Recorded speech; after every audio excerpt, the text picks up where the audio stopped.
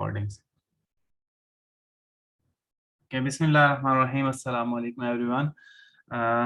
Today I am here to discuss the topic interview. और ये topic जो होगा हमारा इंटरव्यू ISSB के लिए और इंटरव्यू इनिशियल के लिए, दोनों के लिए ही इंशाल्लाह हम इसमें चीज़ें कवर करेंगे। और ये एक इंटरैक्टिव सेशन होगा जिसमें आप लोगों का कोई भी क्वेश्चन हो, किसी भी डोमेन से हो, वो ISSB से हो, इनिशियल से हो, आप किसी टाइम पे भी क्वेश्चन कर सकते हैं। कुछ क्वेश्चंस के मैं रिस्पांस उसी टाइम आपको दे दूंगा, बट अगर कुछ क्वेश्चन मैंने ऑलरेडी अपने स्लाइड्स में प्रिपेयर किए हुए हैं तो वो टाइम आने पे जैसे ही उस स्लाइड पे पहुंचेंगे तो आपको उनका रिस्पांस मिल जाएगा। कोशिश करें स्टार्ट में आप लोग पहले मुझे सुने थोड़ा बहुत, ताकि आपको आइडिया हो और बहुत सारी चीज़ें क्लियर हो जाएंगी आपकी। एक्टिव रहें, अपने वॉइस जो आपके माइक हैं वो बंद रखें, और बाकी चैट में एक्टिव रहें और वैसे भी मेरे साथ रहें। Just give me 1 minute.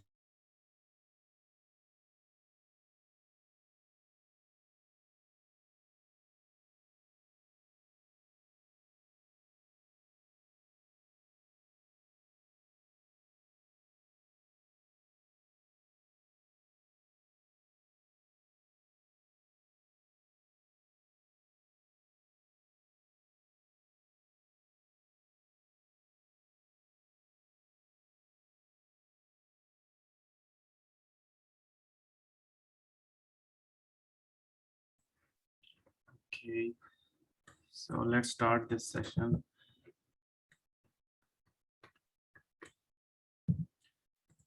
Okay, अगर आप मेरे बारे में थोड़ा बहुत जानना चाह रहे हैं कि मैं कौन हूँ, क्या हूँ, मेरा नाम क्या है, my name is Mudassir Rahman, और ये थोड़ा सा मेरा इंट्रोडक्शन है यहाँ पे। I have a doctoral degree in human resource management, और जैसे ही आपको समझ आती है ह्यूमन रिसोर्स मैनेजमेंट बेसिकली ये होता ही ह्यूमंस को मैनेज करना है। और इससे रिलेटेड मैंने काफ़ी एक्सपीरियंस है मेरा मुख्तलिफ इंडस्ट्रीज़ के अंदर, जहाँ पे मैं इंटरव्यू स्पेशलिस्ट और ह्यूमन रिसोर्स मैनेजमेंट स्पेशलिस्ट मैंने काम किया हुआ है।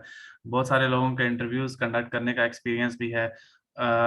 with related to ISSB, I have served in many academies. ISSB as a psychologist, assistant psychologist मैंने सर्व किया हुआ है, और ISSB के साइकोलॉजिस्ट के साथ भी मैंने काम किया हुआ है अकेडमीज के अंदर। So I have vast experience of that psychometric testing और जो भी आपके असेसमेंट्स होती हैं उनसे रिलेटेड।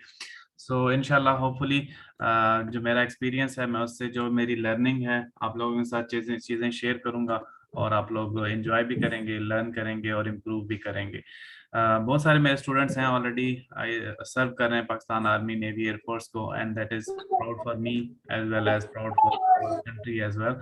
सो इंशाल्लाह होपफुली आप लोग भी ज्वाइन करेंगे, जिस मकसद के लिए यहाँ पे आए हैं उसमें कामयाब होंगे। But very important point is कि आप लोग एक्टिव रहें, चीज़ों को लर्न करें, और ताकि आपकी ये जो सेशंस होते हैं हमारे, ये सिर्फ limited to in army, navy, air force नहीं है। ये सारे के सारे जो सेशंस हैं ये आप में आपकी लाइफ में आपको हर जगह पे काम आएंगे। So think about a bigger picture of that, और इसीलिए सीखें ताकि आपकी पर्सनैलिटी ग्रूम करे, आपकी अंदर कुछ बेहतरी आए, कुछ निखार आए। आपसे कोई बात करे तो उसे पता चले कि किसी पढ़े लिखे से बात कर रहा हूँ या किसी अच्छे बंदे से बात हो रही है, वो आपसे बात करना कंटिन्यू करे। So I will try to speak a little bit English. अगर आप लोगों को प्रॉब्लम ना हो तो मैं थोड़ी सी इंग्लिश के अंदर भी डिस्कशन करूंगा, बिकॉज आपको शायद आइडिया हो चुका हो कि अब ISSB और इनिशियल टेस्ट के जो इंटरव्यूज हैं वो ज़्यादातर इंग्लिश के अंदर ही होते हैं, और मेरे ख्याल में फोकस ही अब इंग्लिश के ऊपर ही है। 100% इंग्लिश के अंदर ही चीज़ें होती हैं। सो इसलिए मैं कोशिश करूंगा साथ साथ इंग्लिश के अंदर कुछ चीज़ें एक्सप्लेन करूं, ताकि आप लोगों का थोड़ी सी आपकी ग्रिप भी पड़े, आपको पता चले कि वर्ड्स कैच कैसे कर रहे हैं, इंग्लिश की समझ आ रही है नहीं आ रही, कितने तेज से कोई बोल रहा है तो उसको आगे रिस्पॉन्स कैसे देना है, उसको समझना कैसे है। सो आवाज़ नहीं आ रही रेहान की। सो रेहान कह रहा है आवाज़ नहीं आ रही। किसी और को भी ये प्रॉब्लम है आवाज़ का? सर आवाज सही है, सॉरी, आवाज सही आ रही है सर। आवाज सही नहीं आ रही। अब आ रही है आप लोगों को आवाज? आवाज सही है सर। सही है। सर ओके, आवाज उनका माइक ऑफ है यार। Okay okay. ओके, स्क्रीन के ऊपर वैसे ये आप लोग कुछ भी ना करें ताकि सेशन इसी तरह कंटिन्यू रहे, अदरवाइज मुझे बार बार सेशन में पॉज लेना पड़ेगा। Okay, so moving on to the main topic जिसको हम आज डिस्कस करेंगे।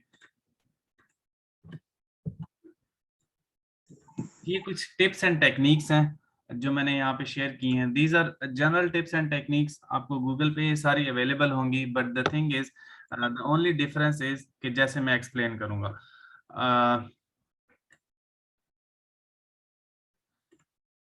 मेरा अपना एक्सपीरियंस है, कुछ स्टूडेंट्स आके हमें चीज़ें बताते हैं, कुछ रिकमेंड होके आते हैं, कुछ नॉट रिकमेंड होके आते हैं, और वैसे भी अपना जो पास्ट एक्सपीरियंस है और जो बाकी इंडस्ट्री एक्सपीरियंस लिया हुआ है उस सारे एक्सपीरियंस का निचोड़ मैंने कोशिश की है कि स्लाइड के अंदर मेंशन करूं। और इम्पोर्टेंटली ये सारी की सारी चीज़ें जो हैं specific to Pakistan army, navy और एयरफोर्स के जो टेस्ट होते हैं उनसे रिलेटेड ही मैं इसके ऊपर डिस्कशन करूंगा, और उनसे रिलेटेड ही आपको इन टिप्स के बारे में एक्सप्लेनेशन मिलेगी।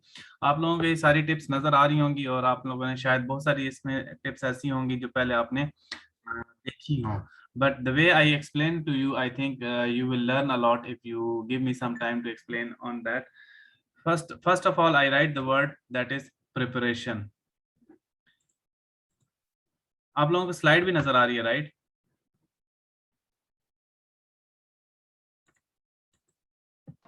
जी सर, आ रही है। So first of all, the word I wrote here is preparation. आप लोगों को आपके बड़ों ने, आपके टीचर्स ने, आपके जो एल्डर्स हैं, बहन भाई हो गए, पेरेंट्स हो गए, सब ने ये सिखाया होगा कि जब भी किसी टेस्ट में जाते हैं तो प्रिपेयर होके जाएं। सो that is a very normal I think point, but the important point is कि जितने भी आप टेस्ट देने जाते हैं इस लेवल पे, 12 के बाद हो गया, ग्रेजुएशन के बाद हो गया, मास्टर्स के बाद हो गया, वो सारे के सारे टेस्ट इस लेवल के नहीं होते। द रीजन इज कि अभी आपकी एज है शायद 17 साल, कुछ की 18 होगी, मिनिमम मैक्सिमम 20 होगी या 21 होगी। अभी इस एज में आप सारे फॉल कर रहे हैं, और इस एज के अंदर आपको ये जो वाहिद अपॉर्चुनिटी है, जो इस एज में आपको अगर आप ये टेस्ट पास करते हैं, आईएसएसबी क्लियर करते हैं और ज्वाइन करते हैं, तो आपको इसी एज के अंदर एक ऐसी जॉब मिलती है जो कि बहुत सारों का ख्वाब है, जो कि ऐसी जॉब है जो आपको बहुत सारी टेंशनों से दूर कर देती है। टेंशनों से मुराद आपकी इनकम से, आपको कि आप कमाएंगे कैसे, आपकी फैमिली क्या करेगी, आपकी फ्यूचर फैमिली क्या करेगी, आपके बच्चे होंगे वो कैसे आगे ग्रो करेंगे, उनके बारे में। तो ये एक ऐसी जॉब है जो इन सारे सवालों का जवाब है, इन सारी कोशिशों का जवाब है। और ये सिर्फ आपको कितनी मेहनत के साथ मिलती है? सिर्फ 17-18 साल के बाद आप डायरेक्ट ऑफिसर लग जाते हैं। जैसे ही आप ऑफिसर बनते गए, जैसे ही आप पीएमए में इंटर होते गए, तो आर्मी, नेवी, एयरफोर्स, हमारी जो फोर्सेस हैं वो ऑटोमेटिकली आपकी पूरी फैमिली का बेड़ा उठा लेती हैं, और आपका भी बेड़ा उठा लेते हैं। उनका काम है आपको ट्रेन करना, उनका काम है आपके ऊपर पैसे लगाना, उनका काम है आपकी फैमिली को मेंटेन करना, उनका काम है आपको जब आप रिटायर हो जाएंगे उसके बाद आपको देना जो भी वो देते हैं, सर्व करते हैं। इवन रिटायरमेंट के बाद भी जब आप जॉब छोड़ देते हैं तो आपके साथ आपकी पेंशन चलती रहती है, आपके साथ आपका मेडिकल चलता रहता है, आपकी फैमिली का मेडिकल चलता रहता है। आप इसी तरह पूरा पाकिस्तान घूमते हैं, आपको अपॉर्चुनिटीज मिलती हैं, आपके बाहर के ट्रिप्स लगते हैं, और इसके अलावा आप की पोस्टिंग्स होती रहती हैं, पूरे पाकिस्तान तो आप वैसे ही घूम लेते हैं। सो उसके अलावा जो आपके बच्चे हैं, बच्चों बच्चों की पढ़ाई, फिर उनको खास तौर पे प्रॉब्लम होती है कि बच्चे पढ़ तो लेते हैं बट वो किस एनवायरनमेंट में पढ़ते हैं। तो उनके अपने स्कूलिंग सिस्टम्स हैं आर्मी के, जिसके अंदर आपको पढ़ाया जाता है, आपके बच्चों को पढ़ाया जाता है, और वो उनके स्टैंडर्ड एजुकेशन क्राइटेरिया भी है, स्टैंडर्ड सिलेबस भी है। तो सारी की सारी चीज़ें आपको सिर्फ एक शॉर्टकट में मिल जाती हैं। सो अगर आपको कहा जाए, वैसे तो हम लोग शॉर्टकट यही स्टूडेंट्स को बताते हैं कि शॉर्टकट अच्छी चीज़ नहीं है, शॉर्टकट आपको नहीं मारना चाहिए, but this is the I think best shortcut of your life, कि आपको लाइफ में एक ऐसा जंप लगता है अगर आप अच्छा प्रिपेयर होके जाएं, अच्छा परफॉर्म करके आएँ, अच्छी प्रैक्टिस करके जाएं, अच्छी नीयत से जाएं, तो आपको एक ऐसा जंप लगता है 18 साल के बाद कि आप बड़े बड़ों से आगे निकल जाते हैं। अब आप बाकी स्टूडेंट्स की लाइफ अगर देखें, जो लोग आर्मी, नेवी, एयरफोर्स को इस शॉर्टकट वे से जिन्होंने फॉलो नहीं किया, एज अ कैरियर नहीं अपनाया, तो वो क्या करते हैं, वो जैसे ही उनकी एफएससी क्लियर हुई वो यूनिवर्सिटी में एप्लीकेशन देना शुरू कर देंगे, यूनिवर्सिटी से रिजेक्ट होंगे, फिर किसी में सेलेक्ट भी हो जाएंगे, फिर यूनिवर्सिटीज के अंदर एडमिट होंगे, फिर वहां से पे 4 साल लगाएंगे, 8 सेमेस्टर पढ़ेंगे, फिर हर सेमेस्टर में एफर्ट्स होंगी, हर सेमेस्टर में आपने अच्छे मार्क्स लेने हैं, अच्छा जीपीए लेना है, फिर चलें आपने बैचलर्स भी कर लिया, फिर आपको मास्टर्स में अप्लाई करना है, मास्टर में आपने वहाँ पे 2 साल लगाए, 3 साल लगाए, 4 साल जो भी आप लगाते हैं वहाँ पे एमफिल के लिए, मास्टर्स के लिए, जो भी आपको टाइम मिलता है, रिसर्च करेंगे, सारे के सारे हेडेक एक पालेंगे, फिर उसके बाद भी आपको गारंटी नहीं है कि आप जैसे ही एमफिल कर लेंगे तो आपको कोई नौकरी पे रख लेगा। बहुत सारे स्टूडेंट्स ऐसे हैं जिनका एमफिल के बाद भी जॉब नहीं मिलती, मार्केट में जॉब है ही नहीं, आजकल इतना कंपटीशन टफ हुआ है। और आप अगर किसी एक यूनिवर्सिटी का, इस्लामाबाद, पिंडी, लाहौर, कहीं कोई एक यूनिवर्सिटी निकाल लें और देखें कि वो हर महीने साल में वो कितने बैचेस निकालती है, कम से कम उनके 4 सेमेस्टर होते हैं, 3 सेमेस्टर मिनिमम होते हैं, और उन 3 सेमेस्टर्स में हर सेमेस्टर में एक बैच निकल रहा होता है, एक बैच पास आउट हो रहा होता है, और हर बैच में कम से कम 50। बहुत सारी यूनिवर्सिटीज ऐसी हैं जिनकी 3-3 शिफ्टें होती हैं, मॉर्निंग भी पढ़ा रहे होते हैं, वो आफ्टरनून भी पढ़ा रहे होते हैं, वो इवनिंग भी पढ़ा रहे होते हैं।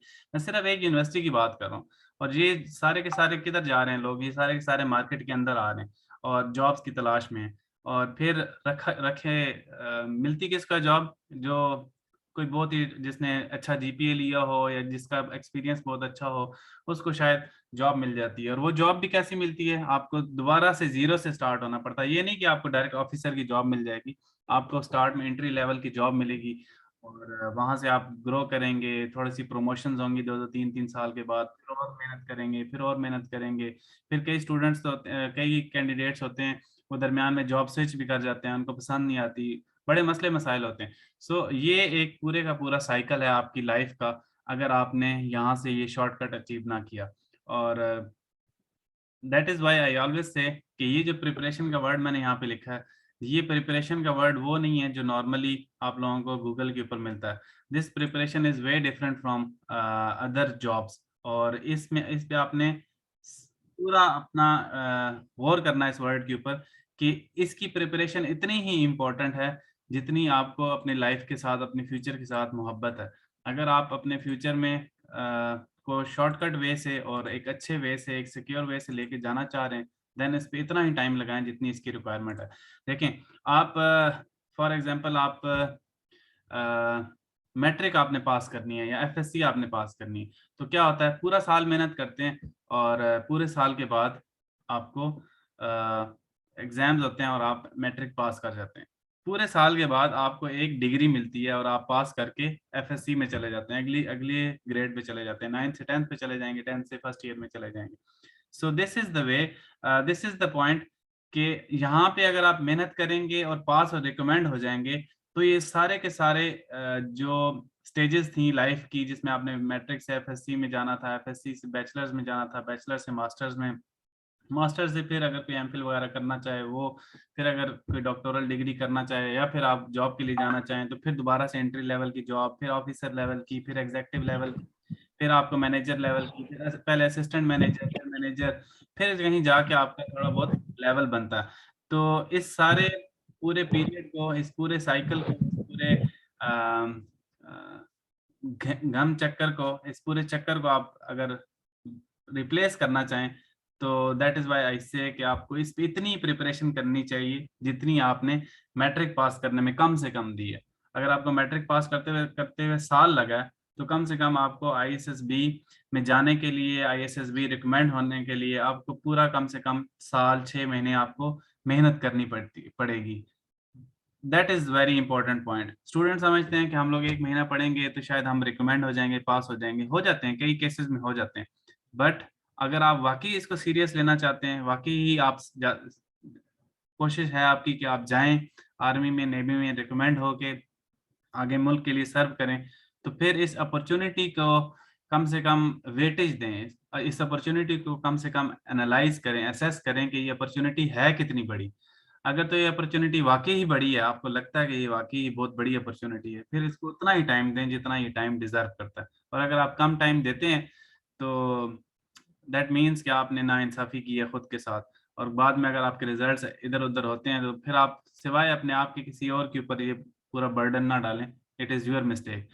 अब जो स्टूडेंट्स अभी इनिशियल के अंदर टेस्ट दे रहे हैं, आईएसएसबी के अंदर टेस्ट दे रहे हैं, मैं उनको बिल्कुल भी डीमोटिवेट नहीं कर रहा कि उन्होंने कम टाइम दिया है, because they already applied for it और वो टेस्ट का वेट कर रहे हैं। I am giving you like I am explaining to you कि अभी भी आपके पास चांस है, आप इसको उतना टाइम दें जितना ये डिजर्व करता है, दिन रात लगा दें इसकी इसमें पास होने के लिए, रिकमेंड होने के लिए मेहनत करें, जो टीचर्स आपको बताते हैं हर तरफ से इंफॉर्मेशन लेने की कोशिश करें, मैक्सिमम अपना नॉलेज बढ़ाएं। The best part of this ISSB and initial preparation is कि ये आपको लाइफ में हर जगह पे काम आता है। अगर आपने यहाँ पे अच्छी प्रिपरेशन की है, अपने आप को अच्छा ग्रूम किया है, अपने आप को प्रॉपरली पॉलिश किया है, तो आपकी पूरी लाइफ आगे बहुत बेहतर हो जाएगी। आप हर चीज को डिफरेंट वे से देखेंगे। आपको जो लाइफ में हर्डल्स हैं, जो लाइफ में परेशानियां हैं, जो लाइफ में फेलियर्स हैं, वो आपको बाकी लोगों की तरह फेलियर्स नजर नहीं आएंगे। आपको फेलियर्स के अंदर भी अपॉर्चुनिटीज नजर आएंगी। आपका जो आसाब है, आपका दिमाग है, आपके फिजिकल बॉडी है, वो बहुत मजबूत हो जाएगी। सो दैट इज वाई आई से कि this preparation is very important. और इसको अब आपने इसी तरह ही, जिस तरह मैंने एक्सप्लेन किया है चीज़ों को, इसकी इम्पोर्टेंस आपको बताई है, आपने इसको इम्पोर्टेंस देना शुरू करनी है। इसको बिल्कुल भी कैजुअल ना लें, इसको बिल्कुल भी रिलैक्स होकर ना समझें। बहुत सारे स्टूडेंट्स होते हैं वो कहते हैं हम एकेडमी ज्वाइन करेंगे तो ऐसा हो जाएगा। बहुत सारे स्टीरियोटाइप्स गूगल के ऊपर, यूट्यूब के ऊपर मिलती हैं, लोग भी आके बताते हैं कि एकेडमी ज्वाइन नहीं करनी चाहिए। वेरी इंपॉर्टेंट पॉइंट कि एकेडमी ज्वाइन क्यों नहीं करनी चाहिए। This is a very big opportunity of your life, जो आपकी जिंदगी बदल सकती है। और आप बाकी छोटे छोटे कोर्सेज में पास होने के लिए तो एकेडमी ज्वाइन कर लेते हैं, बट जब अब आपकी लाइफ बनने की बात हो तो आप वहाँ पे कहते हैं कि हमने एकेडमी ज्वाइन नहीं करनी। So this is a wrong concept. बहुत सारी ऐसी चीजें आईएसएसबी के अंदर और इनिशियल टेस्ट के अंदर आपको इधर आके पता चली होंगी। आपको इस एकेडमी में ज्वाइन करने के बाद पता चला होगा कि टेस्ट इस तरह का होता है, असेसमेंट इस तरह की होती है, इंटरव्यूज इस तरह के होते हैं। तो अगर आपको ये चीज़ पता ही नहीं है, आपने एकेडमी ज्वाइन ही नहीं की, तो अगर आपको नहीं पता तो कल को आपके इंटरव्यू के साथ क्या होगा, I think you better know about that. So there is one comment in chat, let me read. Okay, Rehan भाई से कहें कि वो अपना माइक ऑफ कर दें। सो रेहान प्लीज अपना माइक ऑफ कीजिएगा। Okay, I think you already switched off. Let's move on to the next point. I think this point is clear for you all. Let's move on to this point. Wait. Okay, another important point is know yourself. All these points जो मैंने यहाँ पे लिखा है, ये बहुत ही बिल्कुल बचकाना बातें हैं, but when I will explain you will understand कि ये बचकाना बातें नहीं है, ये ऐसी चीजें हैं जो कि आपके लिए इस टेस्ट के लिए बहुत इंपॉर्टेंट है। नो योर सेल्फ, इसका उर्दू में मतलब है कि अपने आप, अपने बारे में आपको पता होना चाहिए, इल्म होना चाहिए, आपको जानना चाहिए अपने बारे में कि आप कौन हैं, क्या हैं। So that is a very important point. आपका पूरे का पूरा इंटरव्यू, पूरे का पूरा आईएसएसबी, पूरे का पूरा इनिशियल टेस्ट, आपकी पूरी की पूरी रिकमेंडेशन, आपका पूरा का पूरा मेरिट इस एक चीज के ऊपर बनता है, दैट इज कि आप अपने बारे में कितना जानते हैं। देखें, आप आईएसएसबी के अंदर गए हैं, उसके जो आगे या इनिशियल टेस्ट के में इंटरव्यू देने के लिए गए हैं, तो जो सामने बैठा हुआ है उसको आपके बारे में कुछ नहीं पता। उसको आपके बारे में वही पता होगा जो आप उसको बता के आएंगे। There are only two ways जिस तरीके से वो आपको आपकी इंफॉर्मेशन गेन करेगा। एक तो ये कि जो आपने बायोडाटा फॉर्म फिल किया, बायोडाटा फॉर्म उसके पास पहले से चला जाता है और उसको पता होता है कि ये बच्चा कौन आ रहा है और कहाँ से आ रहा है और किस बैकग्राउंड से है, क्या करता है, उसको सारी का सारी चीजें पता होती हैं। और सेकंड इज कि जो आप उसको बताएंगे, जब उसके साथ 1-to-1 आपका इंटरव्यू होगा, फेस टू फेस, तो आप उसको जो एक्सप्लेन करेंगे, दैट इज द थिंग जो वो जानता है। और उसके बेस के ऊपर वो आपको असेस करेगा और आपको पास या फेल करेगा, रिकमेंड या नॉट रिकमेंड करेगा।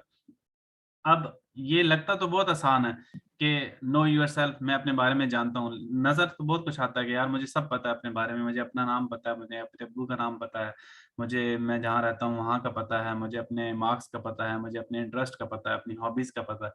लुक्स वेरी सिंपल, बट इसके अंदर जितना डीप जाते जाएंगे ना, चीजें उतनी डिफिकल्ट होती जाएंगी और इंटरेस्टिंग भी होती जाएंगी।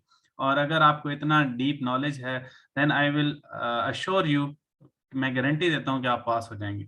बट इस नो योर सेल्फ में क्या क्या आता है, बहुत कुछ आता है। नो योरसेल्फ में आप आते हैं, आपका नाम आता है सबसे पहले। तो नाम के साथ क्या चीज लिंक है कि ये नाम, इसकी हिस्ट्री क्या है, ये नाम क्यों रखा गया, इसमें कोई पुराना ऐसा बंदा गुजरा हो, फेमस हो, जिसकी बेस पे ये नाम रखा गया। इस्लामिक नाम है तो क्यों रखा गया इस्लामिक, इसका मतलब क्या है। देन किसने रखा है आपका नाम। देन इसके बाद मूव ऑन टू कि आप कितनी एज है आपकी, उसमें आपको पता होना चाहिए कि आपकी कितनी एज है। आपको अपनी एज ईयर्स में भी पता होना चाहिए, आपको अपनी एज डेज में भी पता होनी चाहिए। ठीक है। जिस दिन आप जा रहे हैं तब, नॉर्मली ऐसे क्वेश्चंस तब होते हैं, आप अगर देखें जब आपने इनिशियल टेस्ट के लिए अप्लाई किया था तो आपने एक डेट लिखी थी, डेट दी थी कि आप अपनी डेट इंटर करें कि आप इस साल तक कितने एज के हो जाएंगे। अगर आपको याद हो, सॉफ्टवेयर के अंदर ऑटोमेटिकली एक डेट आ रही होती है, और वो एडवर्ड के ऊपर जो ऐड आता है, उस ऐड के ऊपर भी वो डेट शो हो रही होती है। सो आप वहां से अपनी एज कैलकुलेट कर लें, और आपको पता होना चाहिए कि आपकी एज इस डेट तक कितने डेज बनती है, कितने साल बनती है, कितने मंथ बनती है। So that is important. इसके साथ साथ एक चीज और भी लिंक्ड है, that is related to your height. Height का आपको पता होना चाहिए, फीट्स में भी और सेंटीमीटर में भी, और उसके साथ साथ वेट। ये चीजें बहुत इंपॉर्टेंट है, ये आपके साथ लिंक करती हैं। देन उसके बाद आपको पता होना चाहिए कि आपके फादर का नाम और उनकी हिस्ट्री, अगर थोड़ी बहुत कोई इंटरेस्टिंग हिस्ट्री है नाम से रिलेटेड तो वो लाजमी पता होनी चाहिए। और उनका जो काम करते हैं, दैट इज वेरी इंपॉर्टेंट। जो भी वो काम करते हैं आपको पता होना चाहिए, और उसमें बेसिक नॉलेज आपको जरूर आता हो। अगर आपके फादर हैं, वो फार्मर हैं, तो आपको पता होना चाहिए कि आजकल वो किस फील्ड में काम कर रहे हैं, कौन से आजकल अ, कौन सी उन्होंने, व्हाट इज दैट, कौन सी फील्ड में वो काम कर रहे हैं उसका पता हो। फॉर एग्जांपल एक स्टूडेंट था, उसके फादर जो हैं वो पीएसओ पे काम करते थे, तो आपको पता होना चाहिए कि आपके फादर पीएसओ पे क्या काम करते थे, आजकल पेट्रोल का रेट क्या चल रहा है, कौन कौन से मेजर या माइनर प्रॉब्लम्स हैं आजकल जो रिलेटेड टू दैट जॉब हैं। इसी तरह अगर फार्मर से रिलेटेड है तो मोटी मोटी चीजें आपको लाजमी पता होनी चाहिए कि आपके फादर जिस भी फील्ड पे काम कर रहे हैं वहाँ पे कौन कौन सी क्वालिटीज की चीजें होती हैं, कौन से पेस्टिसाइड यूज होते हैं, कब यूज होते हैं, क्या प्रॉब्लम्स आती हैं फादर को। और इसी तरह अगर आपके फादर कोई और बैंक में जॉब करते हैं, या फिर किसी जगह पे मैनेजरियल रोल पे हैं, या कोई भी what ever work it is, आपको उनके बारे में उनके साथ बैठें, गपशप लगाएं, उनसे डिस्कस करें कि वो आपके काम में क्या होता है, आप कैसे डील करते हैं, कस्टमर आते हैं तो उनको कैसे डील करते हैं। अगर फार्मास्यूटिकल में काम कर रहे हैं तो कौन कौन सी मेडिसिन हैं, गवर्नमेंट की कौन सी पॉलिसीज हैं जो आप लोगों को अफेक्ट करती हैं, सैलरी आपके फादर की क्या है। तो ये सारी की सारी इंफॉर्मेशन आपको लाजमी पता होनी चाहिए। अगर आपको अपने फादर के बारे में नहीं पता तो there are very minor chances कि आप फादर के बारे में, सिर्फ ये नहीं कि आपको जॉब के बारे में ना पता हो तो आप नॉट रिकमेंड हो जाएंगे। दैट इज नॉट लाइक, इतना भी सिंपल नहीं है ऐसे नॉट रिकमेंड होना या फेल होना। बट अगर आपको फादर की चीज़ों में इंटरेस्ट नहीं है, that will create a big problem, because you are not properly associated with your family. आप अपनी फैमिली के साथ इतना इंटरेस्ट नहीं लेते, इतना घुलते मिलते नहीं है। So that is very important point, that ये कंसिडर होता है आर्मी के अंदर कि आप अपनी फैमिली के साथ कैसे हैं। इसलिए अपने पेरेंट्स के साथ, अपने बहन भाइयों के साथ बहुत ही अच्छे तरीके से पेश आए, उनके साथ अपने सोशल लाइफ उनके साथ गुजारें, उनके बारे में जानें। बिकॉज लेटर ऑन ये जो फैमिली अभी कंसिडर हो रही है आपकी, लेटर ऑन आपकी फैमिली चेंज हो जाएगी। जब आप जॉब पे जाएंगे आर्मी, नेवी, एयरफोर्स के अंदर, तो वहाँ आपकी जॉब, आपकी फैमिली जो होगी वो आपके सोल्जर्स आपकी फैमिली होगी, ये आपके टीममेट्स होंगे वो आपकी फैमिली बन जाएंगे। द रीजन इज कि आर्मी नॉर्मल जॉब्स की तरह नहीं है। इसमें आपके मेजर इवेंट्स लाइक ईद हो गया, आपके बड़े बड़े खुशी और गमी के जो मौके होते हैं वो सारे के सारे आपको सेक्रीफाइस करने पड़ते हैं, और आपको अपना टाइम उन्हीं लोगों के साथ गुजारना पड़ता है। तो उस टाइम पे आपकी फैमिली चेंज हो जाती है, आपकी प्रायोरिटीज थोड़ी सी डिफरेंट हो जाती हैं। So that is why army consider very, army के अंदर सोशल का एक प्रॉपर टॉपिक भी है, और सॉरी एक पॉइंट भी है, जो कि मैं जब आपकी सिलेक्शंस होती हैं, जब आपकी असेसमेंट्स होती हैं, तो उसके अंदर उसको रैंकिंग मिलती है। सो अपनी फैमिली के साथ अटैच रहें। और moving on to the next point, family में आपके साथ आपके बहन भाई भी आ सकते हैं, आपकी मदर भी आ सकती हैं, आपको उनके नाम, उनके मीनिंग्स पता होने चाहिए, आपके भाई क्या करते हैं, बड़ा भाई है, वो क्या करता है, छोटा छोटा भाई या बहन है वो क्या करती है, कौन सी क्लास में है, मोटी मोटी इंफॉर्मेशन, उनके इंटरेस्ट आपको थोड़े बहुत पता होने चाहिए। ये ऐसा नहीं है कि आपसे वो इस तरह डायरेक्टली पूछेगा कि आपका छोटा भाई क्या करता है, ऐसा कुछ भी नहीं होता। बट ड्यूरिंग इंटरव्यू बहुत सारी ऐसी चीजें होती हैं जो नेक्स्ट लीड करती हैं नेक्स्ट क्वेश्चन की तरफ। और अगर वो क्वेश्चन आप खुद लीड करवाएं अपनी फैमिली की तरफ और आपको फैमिली के बारे में इंफॉर्मेशन हो, तो आपका जो ओवरऑल इंटरव्यू है वो बहुत अच्छा गुजरेगा। देखें, आपसे वो पूछ रहा है ऑस्ट्रेलिया का कैपिटल क्या है, आपसे वो पूछ रहा है डेनमार्क में का कैपिटल क्या है या उनकी करेंसी क्या है, तो अगर वो इस तरह की इंफॉर्मेशन पूछ रहा है तो आप बोर होंगे। बट वो अगर आपसे पूछना शुरू कर दे आपका छोटा भाई क्या करता है, आपका बड़ा भाई क्या करता है, आपके फादर क्या करते हैं, तो आप इंजॉय भी करेंगे और आपका जो इंटरव्यू का ओवरऑल टाइम है वो बहुत अच्छे से गुजरेगा। अगर 20 मिनट का इंटरव्यू है, 10 मिनट का उसने सिर्फ फैमिली के ऊपर ही डिस्कशन की है, तो ओवरऑल आपका इंटरव्यू बहुत अच्छा गुजरेगा और आप भी बाहर जब निकलेंगे कॉन्फिडेंस के साथ निकलेंगे। सो that is why I always से अगर आपको फैमिली के बारे में इंफॉर्मेशन है तो आप इंटरव्यूज को लीड कर सकते हो डिफरेंट चीजों की तरफ। लेकिन उसने उसने आपसे पूछा आपके फादर क्या करते हैं, तो आप अपने फादर के बारे में बताएं कि सर मेरे फादर फार्मास्यूटिकल कंपनी में काम करते हैं, फलानी जगह पे काम करते हैं। ठीक है। और जैसे ही वो, अगर आपने थोड़ी सी उसको लीड दी कि वो फलानी जगह में फार्मास्यूटिकल कंपनी में काम करते हैं या पीएसओ पे फलानी जगह पे काम करते हैं, तो नेक्स्ट क्वेश्चन डायरेक्टली वो ये नहीं जंप करेगा कि सोशल लाइफ से या जनरल नॉलेज से रिलेटेड क्वेश्चन स्टार्ट कर दे। वो नेक्स्ट क्वेश्चन आपसे पूछेगा फादर से ही रिलेटेड, या अच्छा बताएं थोड़ा बहुत आजकल कौन सी मेडिसिन हैं, या कोरोना के लिए क्या मेडिसिन गवर्नमेंट की कोई पॉलिसीज आई हैं, कोरोना के लिए कौन सी मेडिसिन यूज होती है। सो इस तरह की या फिर पेट्रोल से रिलेटेड है, अगर अगर फादर इस पे काम करते हैं तो वो पूछेगा आजकल पेट्रोल के रेट्स क्या चल रहे हैं, बार बार क्यों फ्लक्चुएशन हो रही है, ऊपर नीचे क्यों हो रहे हैं, तो नेक्स्ट क्वेश्चन आपके आंसर से ही निकलेगा। दैट इज वाई अगर आपको उनको नॉलेज होगा इन चीजों का तो आप इंटरव्यू को उसी जगह पे घुमाते रहोगे।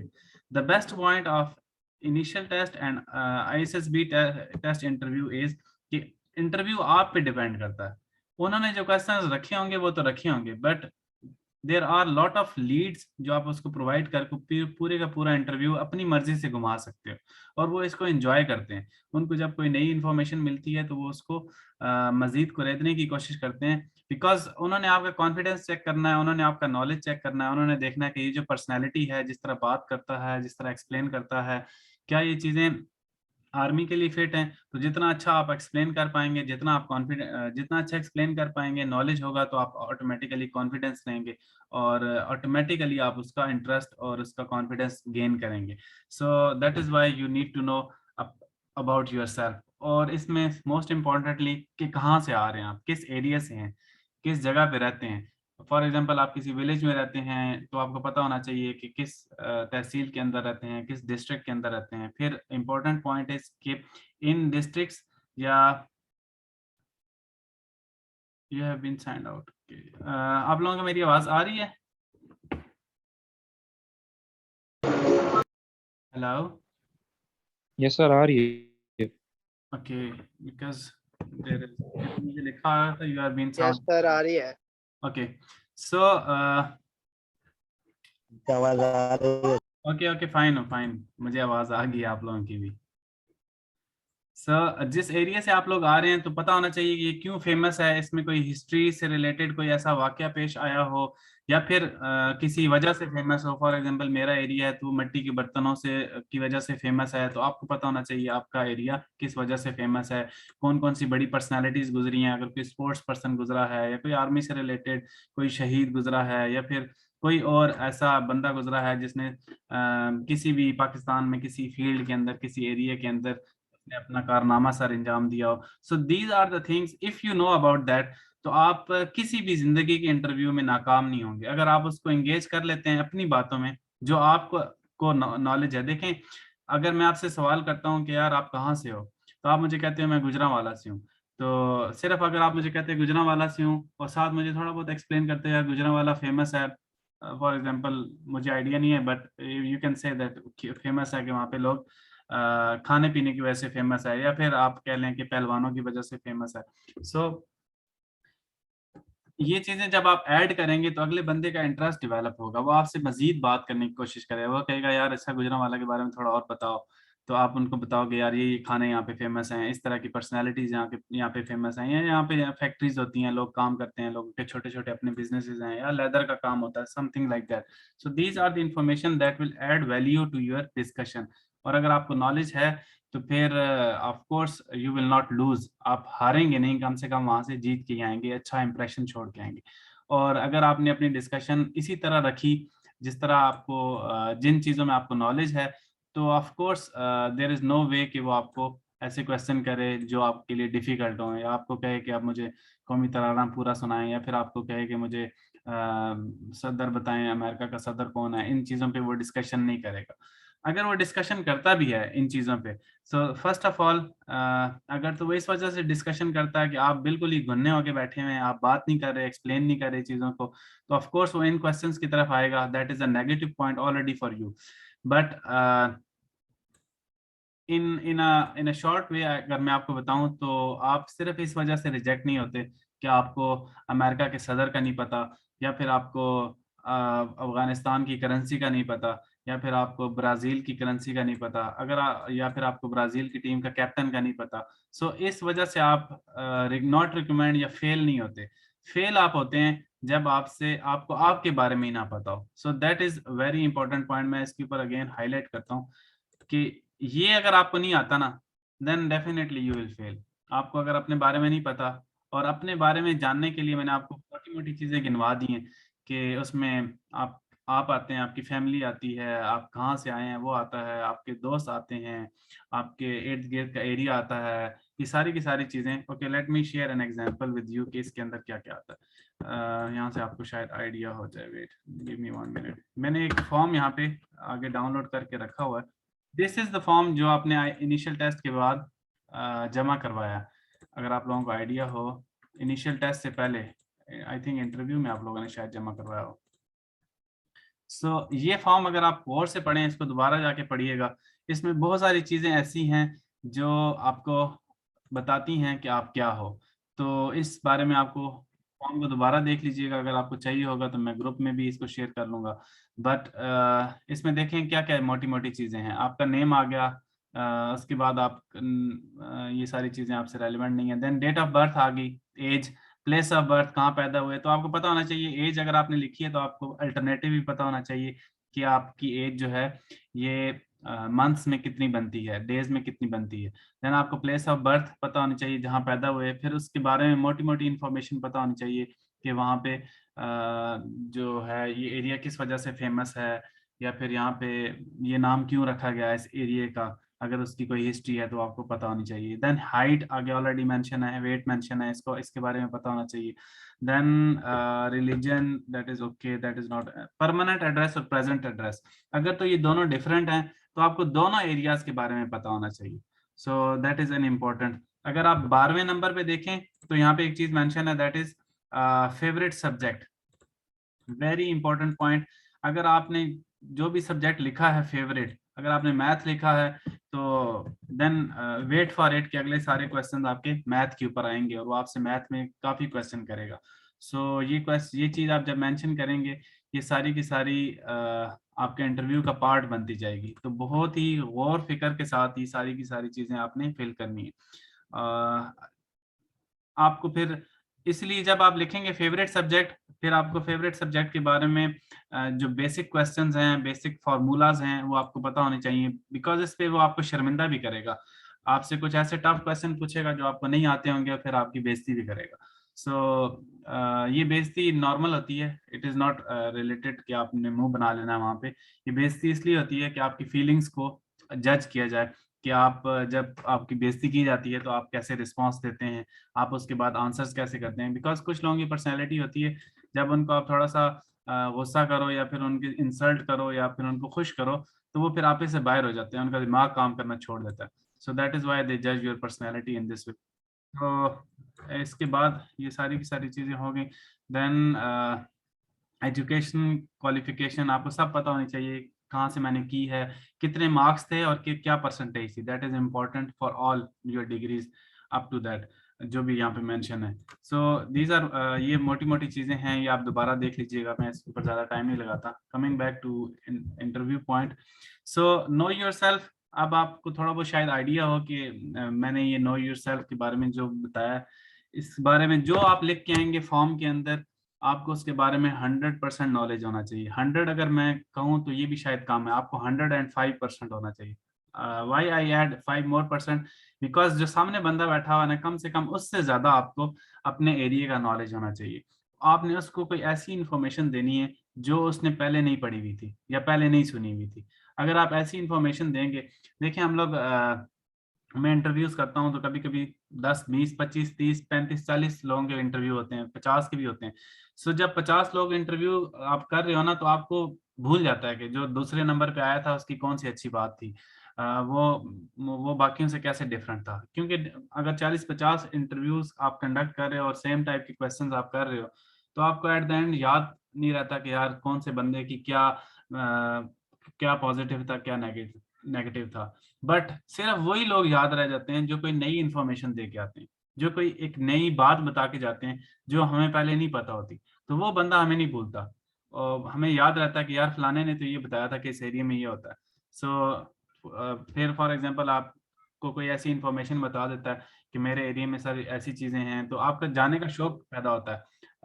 मुझे अगर कोई नई चीज़ बताए तो मुझे घूमने का शौक है। मुझे अगर कोई बताए कि हुंजा में सर ये भी है, ये भी है, या फिर चकवाल में ऐसा भी है, ये भी खाने की चीज़ें मिलती हैं, तो मेरा दिल करेगा कि मैं नेक्स्ट टाइम चकवाल जाऊँ तो मैं ये चीज़ ट्राई करूँ या ये जगह विजिट करूँ। तो ये चीज़ मुझे कभी भूलेगी नहीं। इसी वजह से आपने अपने इंटरव्यू के अंदर नो योरसेल्फ के अंदर बहुत सारे ऐसे पॉइंट ऐड करने हैं जो उसको नहीं पता। जो उसको आपके अब्बू के जॉब के बारे में कोई ऐसा पॉइंट जो उसको नहीं पता, जो आपने भी शायद पहली दफ़ा सुना हो लेकिन आपके अब्बू ने आपको बताया हो कि इस जॉब में ये ख़ास बात है, इस जॉब में ये something different from other things है। तो ऐसी चीज़ें इम्पोर्टेंट हैं, अपने इंटरव्यूज़ में ऐड करें, अपने इंटरेस्ट में ऐड करें। अच्छा, नो योरसेल्फ में एक और इम्पोर्टेंट पॉइंट है, that is your interest and your hobbies. आप फारे वक्त में क्या करते हैं, that is also an important point. कि जब आप अकेले होते हैं या फिर रिलैक्स होते हैं तो आप किस चीज़ से अपने आप को लुत्फ अंदोज करते हैं, आप कौन सी ऐसी एक्टिविटी करते हैं जो कि आपकी हॉबी है, आप कंटिन्यूस करते हैं।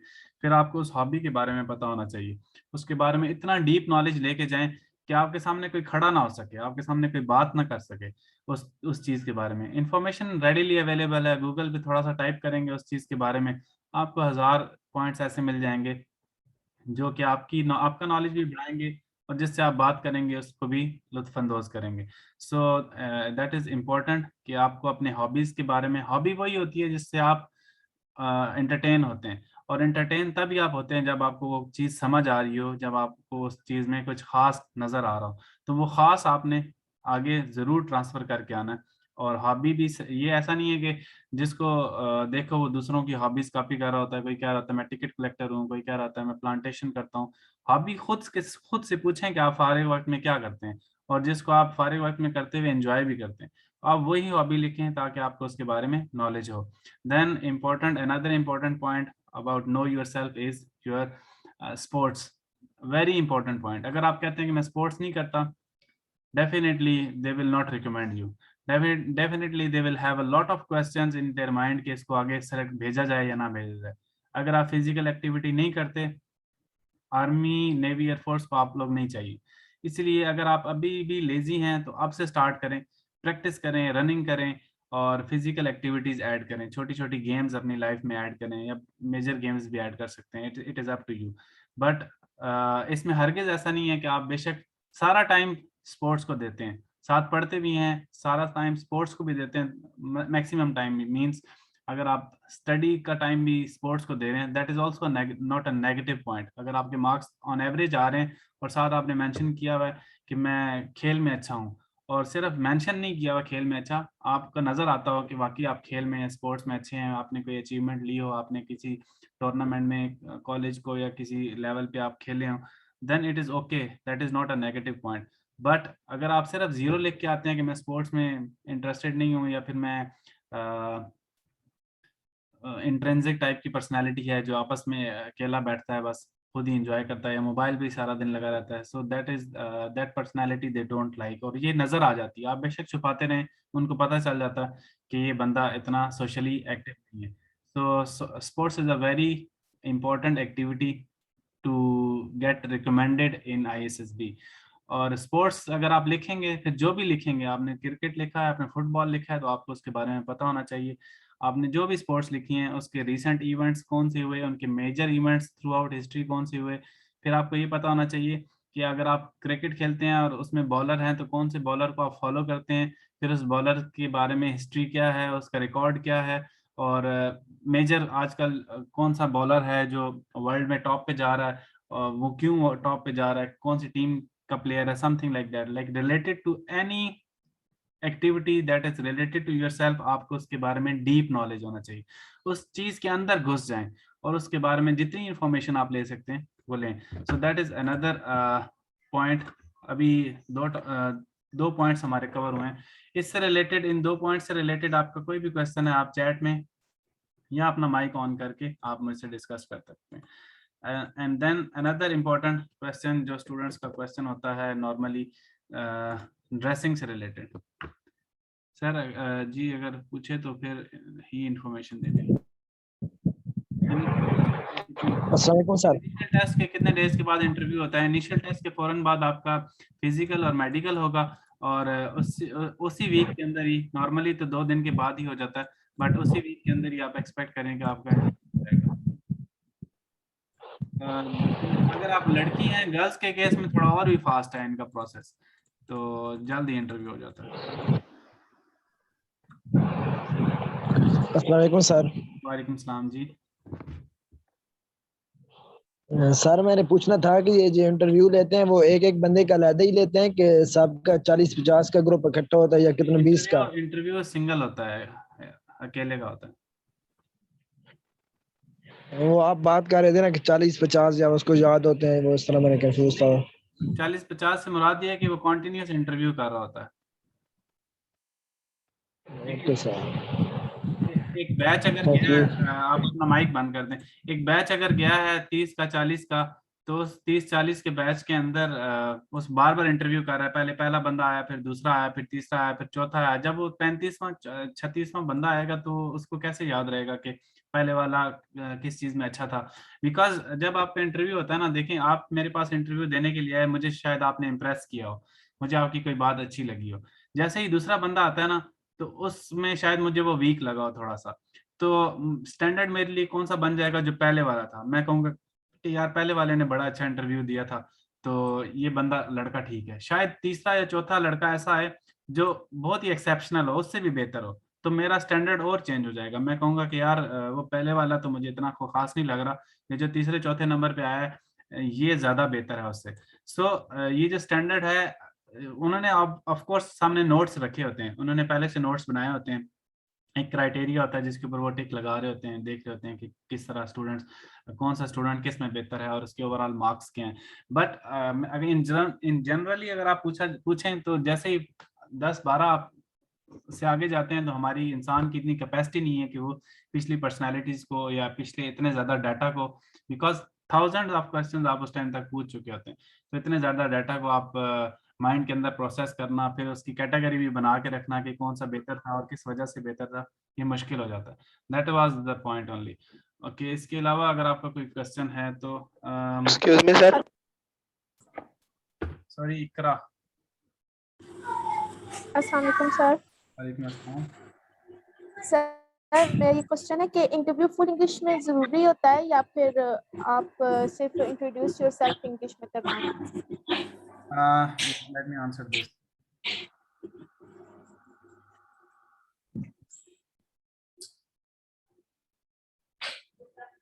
ओके, इंटरव्यू जो आपका होगा, आप लोग अपना माइक बेशक बंद कर दें।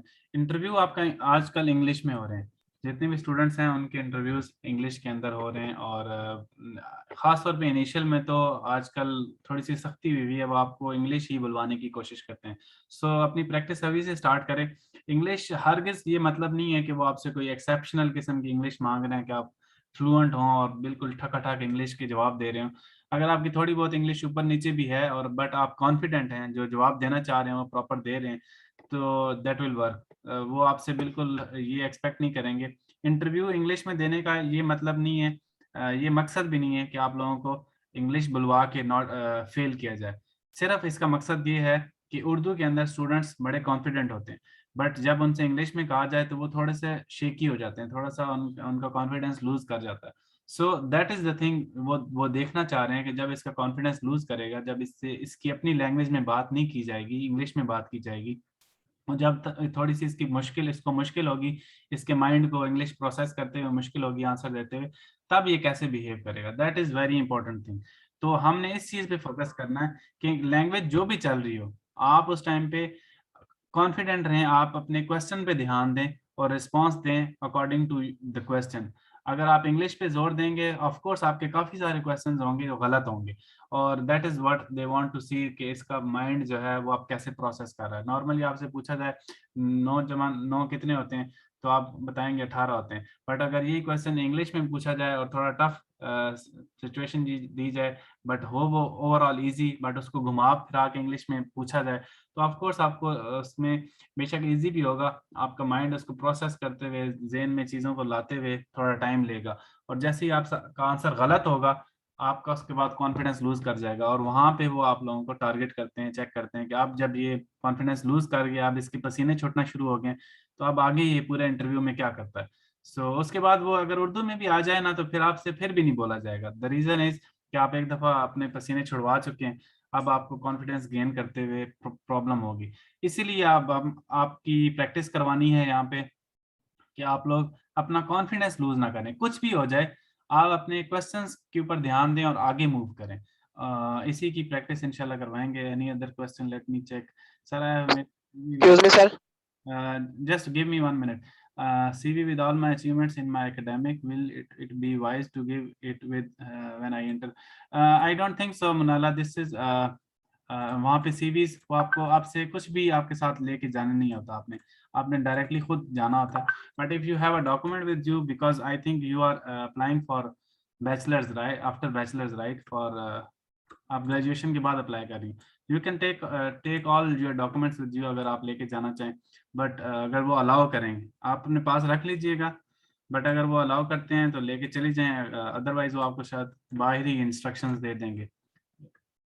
ओके और इसमें सीवी का इसलिए रोल भी नहीं होता कि आप ऑलरेडी एक फॉर्म फिल कर चुके होते हैं उनका, और उस फॉर्म के अंदर बायो वगैरह मेंशन होता है, और उन्होंने उसके ऊपर ही आपको असेस करना होता है। बट अगर आप लेके जाते हैं, that is another plus point. अगर वो आपको उस पर देखेंगे तो ऑफ कोर्स एक प्रोफेशनल सा टच उसमें नजर आएगा।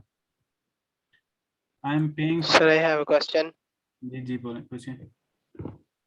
सर जी, जब इंटरव्यू लेने वाला आपकी पर्सनैलिटी, मतलब हमारी पर्सनैलिटी जज कर रहा होता है, तो हमारे नंबर्स का कोई इम्पैक्ट होता है हमारी पर्सनैलिटी पे?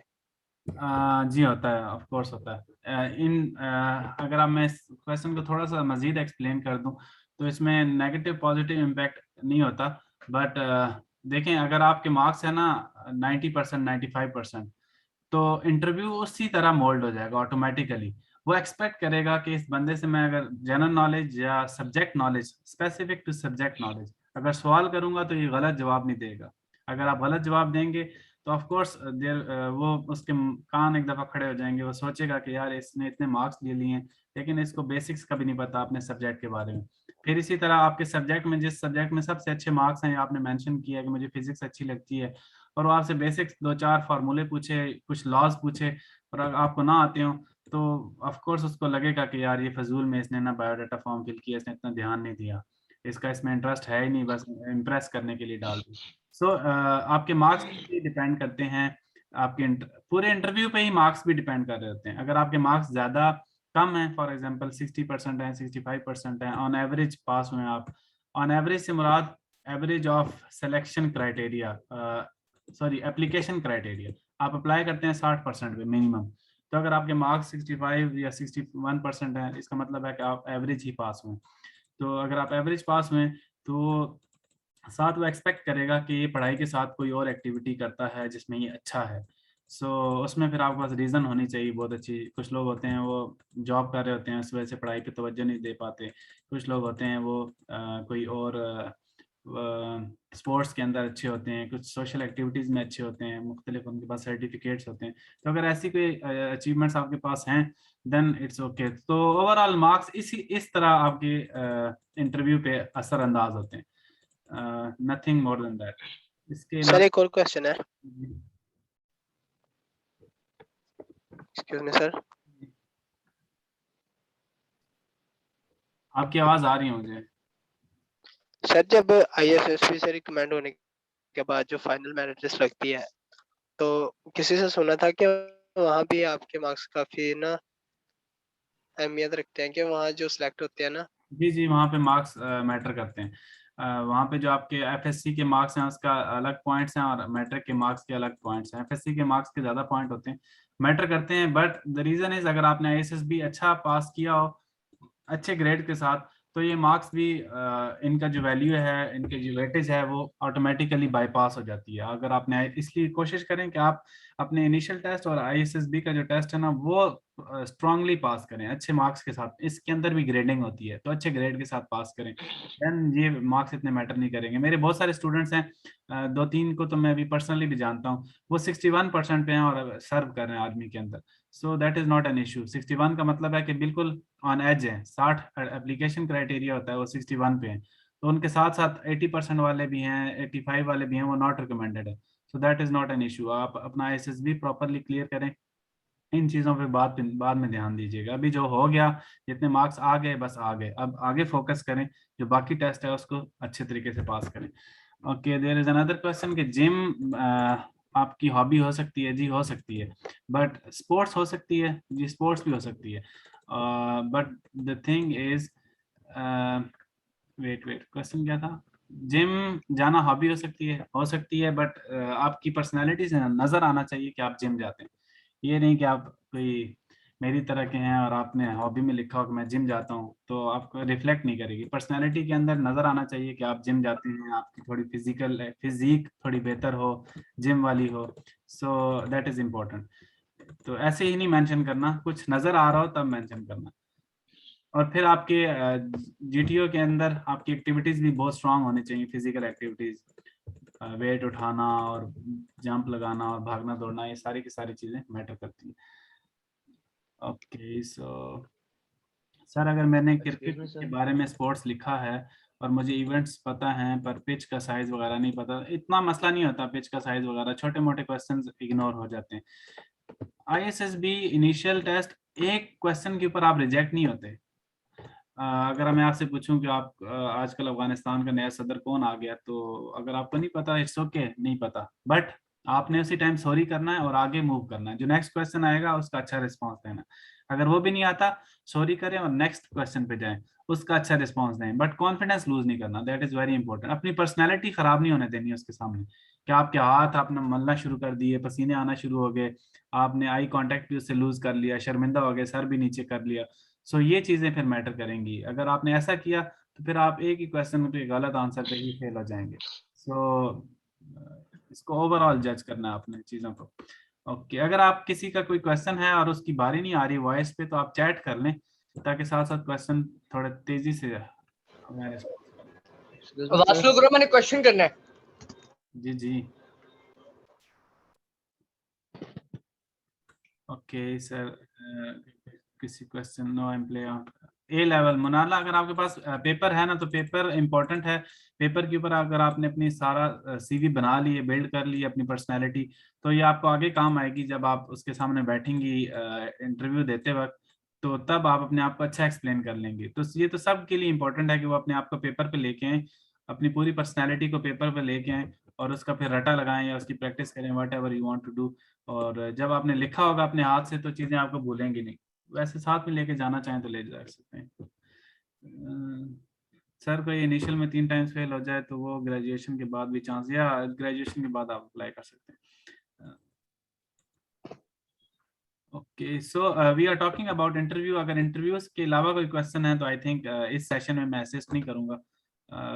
इट्स बेटर कि हम इंटरव्यू पे फोकस करें, बाकी क्वेश्चन आपके किसी और सेशन में होंगे।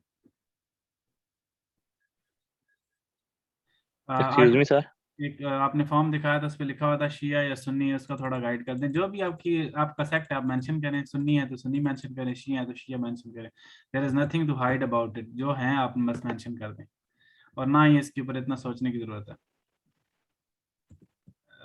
जी जी बोलें, जिसकी भी बारी है जो बोलना चाह रहा है बोलें। सर जी जैसे आपने बताया कि अपने इलाके के बारे में बताएं कि मशहूर प्लेसेस कौन सी हैं। तो सर ये वो इसका टाइम देता है कि आप इतना कुछ उसे बता सकें? अगर आप देखें जो आईएसएसबी का इंटरव्यू है वो तो लंबा होता है काफी, लेकिन इंटरव्यू इनिशियल इंटरव्यूज भी अगर आप उससे गपशप लगाना चाहें तो वो आपके साथ बैठा रहेगा, तो 20 मिनट 30 मिनट बैठा रहेगा। It is up to you. अगर आपकी पर्सनैलिटी अच्छी है, अच्छी बातें करने वाले हैं, अच्छा नॉलेज देने वाले हैं, अच्छी इंफॉर्मेशन शेयर करने वाले हैं, तो उसके पास बहुत टाइम है। वो ये नहीं कहेगा कि 10 मिनट बाद निकलो आपका टाइम ओवर हो गया। वो आपके साथ बैठा रहेगा, असेस करता रहेगा आपको। सो इतना टाइम होता है उनके पास बहुत टाइम होता है। आप कोई बात करने वाला हो उनसे, कुछ उनको बताने वाला हो। Sorry, okay then chess hobby है, चेस हॉबी हो सकती है, बट चेस में आप अच्छे प्लेयर हो, चेस की मोटी मोटी चीज़ों का आपको पता होना चाहिए, मोटे मोटे लॉज के बारे में, रूल्स के बारे में, इसके कब इजाद हुई, कैसे ये अस्सलाम वालेकुम sir. Okay yes next. Yes sir, मैंने आपसे पूछना था अगर किसी के मार्क्स, अगर हम मेरा अब मैं एफएससी क्लियर किया है, अभी मेरा रिजल्ट नहीं आया, और अगर मेरी आईएसएसबी की डेट आती है और मैं होप सर्टिफिकेट पे जाता हूँ, तो अगर होप सर्टिफिकेट पे जो आपने मेंशन की हुई है परसेंटेज, अगर वो अनफॉर्चुनेटली आपके एग्जाम्स में ना आ, ओके आई थिंक आपका माइक बंद हो गया, बट आपका क्वेश्चन मुझे समझ आ गया। अगर आपने जो होप सर्टिफिकेट पे मेंशन की है परसेंटेज वो आपकी ना आए और आप आईएसएसबी में चले जाएं तो क्या होगा? कुछ भी नहीं होगा। अगर आप 60% वाले क्राइटेरिया पे फॉल कर रहे हैं, जो ओवरऑल उनका क्राइटेरिया अप्लाई करने का, उससे नीचे नहीं गए, उससे ऊपर ही हैं, तो देन ओके आप ऊपर नीचे हो जाता है, रिजल्ट ऊपर नीचे हो जाते हैं, that is not a problem. आप अपना आईएसएसबी अच्छा दें, आपकी ग्रेडिंग जो होगी वो फिर न्यू परसेंटेज के मुताबिक होगी। बट आप क्या आईएसएसबी वैसे ही चलेगी, उस पर उतना उसको इफेक्ट नहीं होगा। ओवरऑल मेरिट लिस्ट बाद में बनती है, आईएसएसबी में कोई फर्क नहीं पड़ेगा। लेकिन आपको आंसर आना चाहिए कि आप जितने एक्सपेक्ट कर रहे थे उससे कम। सर सर हमारी एजुकेशन से रिलेटेड इंटरव्यू में सवाल हो सकते हैं, होते ही सारे। अगर आप लेके जाना चाहें तो आपके सब्जेक्ट से रिलेटेड ही सवाल होंगे। आपने जो जो सब्जेक्ट्स पढ़े हैं उनसे रिलेटेड क्वेश्चन उसने तैयार करके रखे होते हैं, और वो जनरल क्वेश्चन होते हैं। जो बाहर निकलता है वो जो सवाल बता रहा होता है वही अंदर रिपीट हो रहे होते हैं काफी। तो all these question are available already on internet, that is not an issue. Basic question होते हैं। ओके शेर रहमान, आप क्या कहना चाह रहे हैं? सर अस्सलाम वालेकुम। वालेकुम अस्सलाम।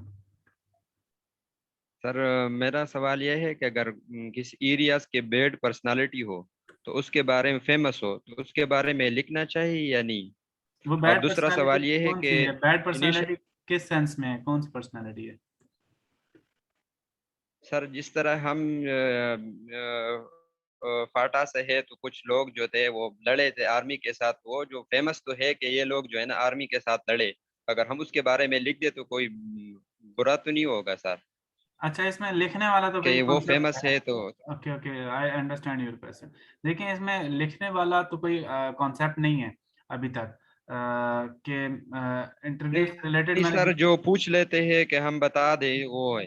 हाँ ठीक है, अगर वो पूछते हैं ना तो आपके पास दोनों जवाब होने चाहिए, प्लस भी और माइनस भी। आप दोनों ऐड कर सकते हो। आप पहले उसको प्लस बताओ कि सर इसमें फेमस, एक तो ये अच्छी बात ये है कि ये वाली इस वजह से फेमस है, लेकिन इसमें एक छोटा सा बुरी बात भी है, प्रॉब्लम भी है कि इस आर्मी के अगेंस्ट एक दफा खड़े हो गए थे, या जो भी उसका ग्रुप था वो मिलिटेंट ग्रुप था या जो भी था, वो आप मेंशन कर सकते हो। बट उसके साथ आपको प्लस पॉइंट अपने इलाके का लाजमी पता होना चाहिए।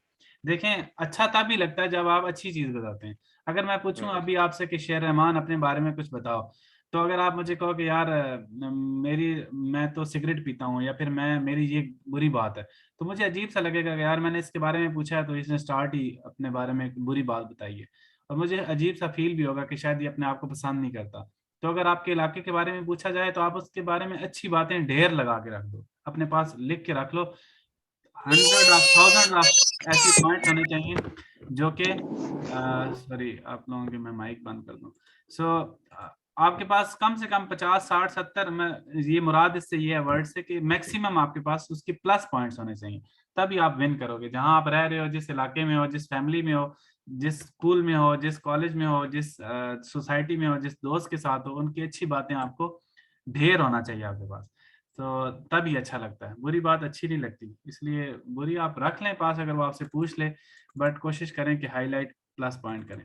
ओके, पीएमए में कितनी seats? I think this is not relevant. PMA में यार सीट्स होती हैं तकरीबन 700 to 800।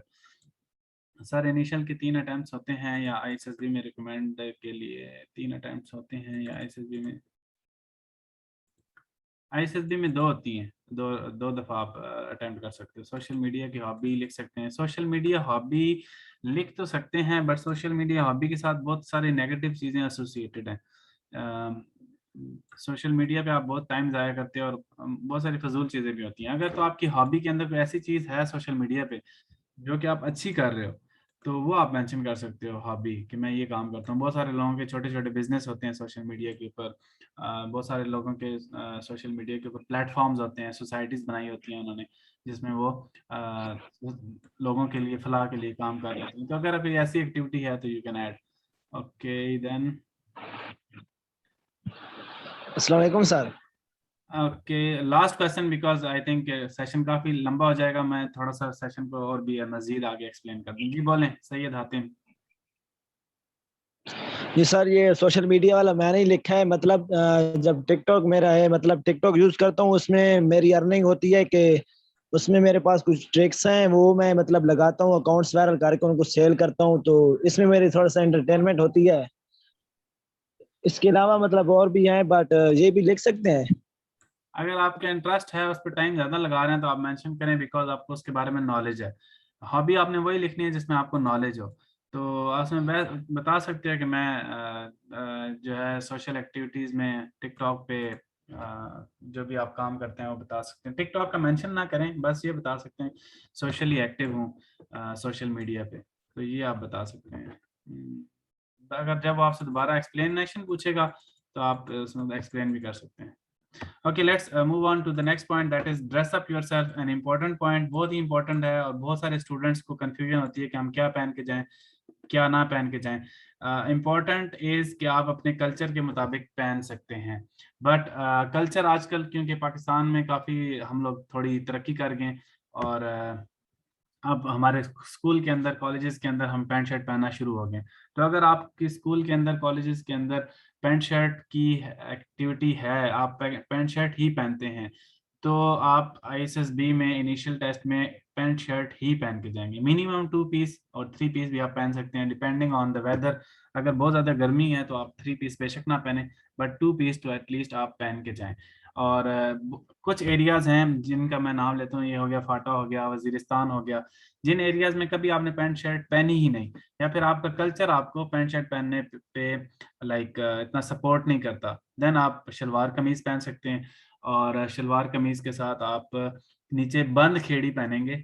और सबसे इम्पोर्टेंट है कि शलवार कमीज़ के साथ आपने वास्केट पहननी है।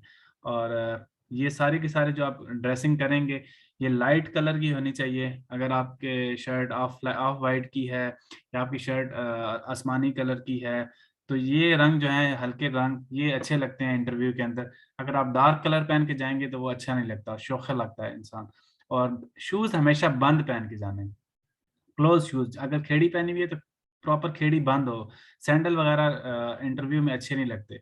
और ना ऐसे शूज़ हों जो आवाज़ निकालते हों, जब आप चल रहे हो तो वो टिकटॉक वगैरह करते हो, ऐसे शूज़ भी कुछ खेड़ियाँ ऐसी होती हैं जिनमें से आवाज़ पैदा होती है, तो वो भी ना पहन के जाएं।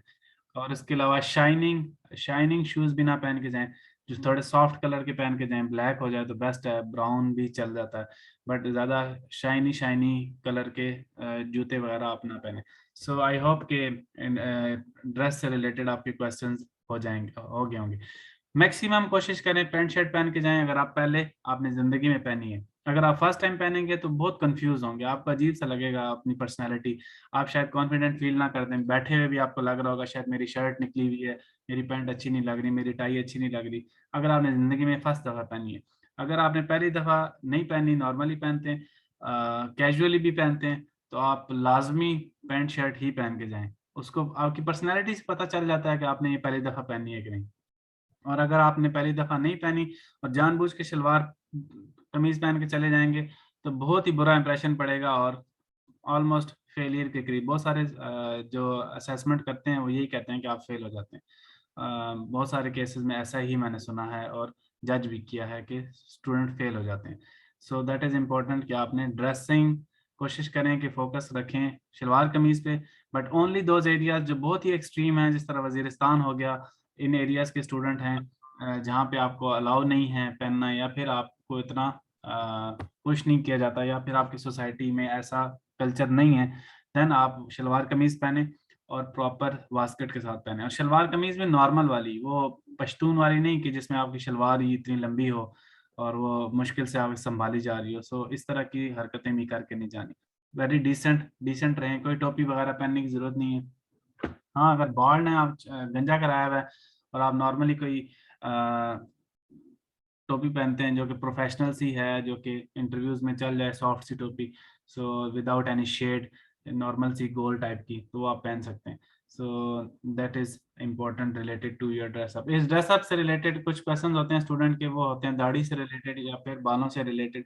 तो बाल प्रॉपर कटिंग करके जाएं। अगर तो आप नॉर्मली फौजी कट करवाते हैं, नॉर्मली मतलब अपनी लाइफ में फौजी कट करवाते हैं, एक पाकिस्तान में वर्ड यूज होता है फौजी कट का, जिसमें आपके साइड और बैक के बाल बहुत छोटे कर दिए जाते हैं, तो आप फौजी कट ही करके जाएं। बट अगर आपने जिंदगी में कभी फौजी कट नहीं करवाई, नॉर्मली कटिंग करते हैं, तो प्रॉपर अपनी कलमे बनवाएं, नॉर्मली रहें और बैक साइड अपनी प्रॉपर बनवाएं। बाल ऊपर से भी इतने लंबे ना हो, बस कंघी प्रॉपर हो जाए। ये नहीं कि सारे बाल खड़े हुए हैं बहुत छोटे कर दिए, वो भी अच्छे नहीं लगते। सो अपने नॉर्मल लाइफ के अंदर रहें, इससे ज़्यादा बढ़ने की ज़रूरत नहीं है, बट कटिंग करवा के जाएं। नॉर्मल लाइफ से हरगिज़ ये मुराद नहीं है कि आप जिस तरह हैं उसी तरह उठ के चले जाएं। मुराद ये है कि अपनी सेटिंग्स वगैरह ज़रूर करके जाएं। नीचे वेस्ट पहन के जाएं, पैंट के नीचे अपना प्रॉपर अंडरवेयर पहन के जाएं, अंडरवेयर पहन के जाएं। तो ये चीज़ें आपको ओवरऑल आगे फ़ायदा देंगी। पसीना नहीं आएगा, और पसीना आया भी तो वो शर्ट पे नज़र नहीं आएगा, वो इतना बुरा नहीं लगेगा और स्मेल भी पैदा नहीं होगी। सो that is important I think point. इससे रिलेटेड कोई और क्वेश्चन है तो वो भी आप मेंशन करें। सो टाई लाजमी होती है, यस। अगर आपने रावलपिंडी, इस्लामाबाद मेजर सिटीज़ से पढ़ा हुआ है, अगर आपके स्कूल में टाई यूज़ होती है तो tie is must, tie important है। टाई नहीं पहनेंगे तो आपके कॉलर्स इधर उधर मूव करते रहेंगे, तो वो एक अजीब सही लगता है। सो कोशिश करें टाई पहन के जाएं। फॉर गर्ल्स, गर्ल्स की ड्रेसिंग नॉर्मल जो हमारे कल्चर की ड्रेसिंग है, कल्चरल ड्रेसिंग करके जाएं। प्रॉपर दुपट्टा लेके जाएं, अगर आप स्कार्फ लेती हैं तो स्कार्फ लेके जाएं, और कोशिश करें ड्रेस में ऐसे कलर पहन के जाएं जो ज़्यादा मतलब शोखे ना हो, जिनमें ऐसे कलर्स उठ ना रहे हों, जो शाइनी होते हैं वो ना पहने, जिस तरह इवेंट्स के ड्रेस होते हैं ये ना पहन के जाएं। नॉर्मल ड्रेस पहन के जाएं, नॉर्मल शूज़ पहन के जाएं, क्लोज ऑफ कोर्स जिसमें भी बंद शूज़ पहन के जाएं। हील वाले ना पहन के जाएं जिसमें आपके उसकी आवाज़ भी पैदा हो और आपकी हाइट में भी थोड़ा सा डिफरेंस फील करे, या आपको चलने में थोड़ा डिफरेंट फील हो रहा हो, शायद से जूते ना पहन के जाएं। बाकी प्रॉपर शलवार और ऊपर कमीज और उसके ऊपर दुपट्टा है, that is like 3 kind of peace, ये प्रॉपर पहन के जाएं। और इसमें कोशिश करें कलर्स सॉफ्ट कलर रखें। अगर आपने सिंगल कलर आपके पास नहीं है तो सॉफ्ट कलर रखें, जिसमें फॉर एग्जांपल कोई फूलों वाले हैं तो ऐसे फूल ना हो जिसमें बहुत कोई डार्क कलर के शेड्स हों जो अजीब से लग रहे हो। तो इतना ज़्यादा मतलब आप प्रॉपर एक इंटरव्यू में, या जिस तरह देखें आप स्कूल में जाते हैं ना, तो स्कूल में जिस तरह तैयार होके जाते हैं, आप कोशिश करें कि इंटरव्यू में उससे थोड़ा सा वन ग्रेड अप करके तैयार हों। बिकॉज इस तरह आपने तैयार नहीं होना जिस तरह आप किसी इवेंट के लिए तैयार हो। This is not an event, it's a professional kind of interview. आपने उसी तरह तैयार होना है। ग्रीन चेक शर्ट, ग्रीन, आप ग्रीन के बहुत सारे कलर हैं, एक लाइट ग्रीन होता है, एक डार्क होता है, I don't know which one you are talking about. T shirt में आप लोग सॉरी शर्ट में आप टी शर्ट नहीं पहनेंगे, प्रॉपर कलर वाली शर्ट फुल स्लीव्स के साथ विद टाई, और टाई का कलर ध्यान से। नॉर्मली अगर आपके सिंगल कलर की शर्ट है, वाइट हो गई, ग्रे हो गई, या फिर ब्लू हो गई, तो ऐसे इन केसेस में तो ब्लैक कलर की टाई या सिंगल कलर की टाई अच्छी लगती है। So then moving on to listening music is a hobby और not, kind of an entertainment. Hobby भी हो सकती है, एंटरटेनमेंट भी हो सकती है, लेकिन हॉबी में फिर आपको उन म्यूजिक के बारे में बड़ी इंफॉर्मेशन होनी चाहिए, उसके मोटी मोटी इंफॉर्मेशन कि किसने ये सिंग किया है, इसमें इसकी खास बात क्या है, इस तरह के कौन से और म्यूजिक हैं, या जो भी आपको सिंगर पसंद है उसकी कौन कौन सी और एल्बम्स हैं, समथिंग लाइक दैट। हॉबी वही होती है जिसके बारे में आपको डीप नॉलेज हो, आप मजीद उसमें कुरेदने की कोशिश कर रहे हो, तो वो हॉबी बनती है। So you can add it on in your hobby list. Okay, then dressing up से रिलेटेड कोई क्वेश्चन है तो आप लोग करें, I will move on to the next. Beard बिल्कुल भी ना हो, no I didn't say like that, बिल्कुल ऐसा नहीं है कि बियर्ड बिल्कुल भी ना हो। अगर आपने शुरू से बियर्ड रखी हुई है, शुरू से, और देन आप अपनी बियर्ड के साथ जाएं और उसको प्रॉपर शेप करके जाएं। शेप से मुराद खत बना के जाएं अगर आपने रखी हुई है। और अगर आपको छोटे छोटे कहीं बाल ज्यादा एक्स्ट्रा नजर आ रहे हैं जो बुरे फील होते हैं मूंछों के ऊपर या दाढ़ी के ऊपर, तो वो कट करके जाएं। और अगर आपने मतलब क्या आपकी दाढ़ी ऐसी है, कभी आप रख लेते हैं कभी नहीं रखते, मतलब kind of you can say कि ऐसी दाढ़ी जो कि फैशनी है या फिर सीजन वाइज है, सीजन किस्म की दाढ़ी है, तो आप फिर बेहतर है कि उसको कटवा के जाएं। So any other thing related to that? Perfume use कर सकते हैं, yes you can use light perfume. इसमें बड़ा आपने केयरफुल रहना है। बहुत सारे परफ्यूम होते हैं बहुत ही स्ट्रांग उनकी खुशबू होती है और वो अगले बंदे के सर में दर्द डाल देते हैं। सो लाइट किस्म का परफ्यूम पहन के जाएं। अगर तो बॉडी परफ्यूम्स आते हैं कुछ, उनकी खुशबू ऐसी होती है कि वो इतनी सर में दर्द नहीं करती, तो इस तरह की अगर आपके पास कोई फ्रेशनर टाइप है तो आप वो यूज़ करके जाएं। But be very careful about it, बहुत ही केयरफुल रहें इसके बारे में, क्योंकि बहुत सारे लोगों को प्रॉब्लम होती है अगर स्ट्रॉन्ग परफ्यूम की खुशबू हो।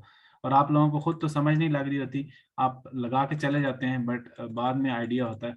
इसलिए अपनी फैमिली में से किसी से पूछ लें कि ये परफ्यूम मुझे सूट करेगा, इसकी ज़्यादा खुशबू स्ट्रॉन्ग तो नहीं है। ओके देन बियर्ड के बारे में कौन से सवाल पूछते हैं? I will discuss it later. कुछ कोई सवाल नहीं पूछते, सिंपल यही पूछते हैं कि आपसे बियर्ड अगर कटवानी ही पड़े तो क्या करेंगे। ये लड़कियों से रिलेटेड भी देखें, ये क्वेश्चन तो ऐसा है कि बियर्ड से रिलेटेड क्वेश्चन है कि आपको अगर कटवानी पड़े तो क्या करेंगे, कल को हम आपको कहेंगे काट दें, तो ये एक सेंसिटिव टाइप का क्वेश्चन है। कुछ स्टूडेंट्स ऐसे होते हैं, कैंडिडेट ऐसे होते हैं जो कि बड़े स्ट्रिक्ट होते हैं अपनी इन चीज़ों के साथ, उनको लगता है कि गुनाह मिलेगा, something like that. Same applies to girls also, लड़कियों के लिए भी इसका जवाब सुन लें।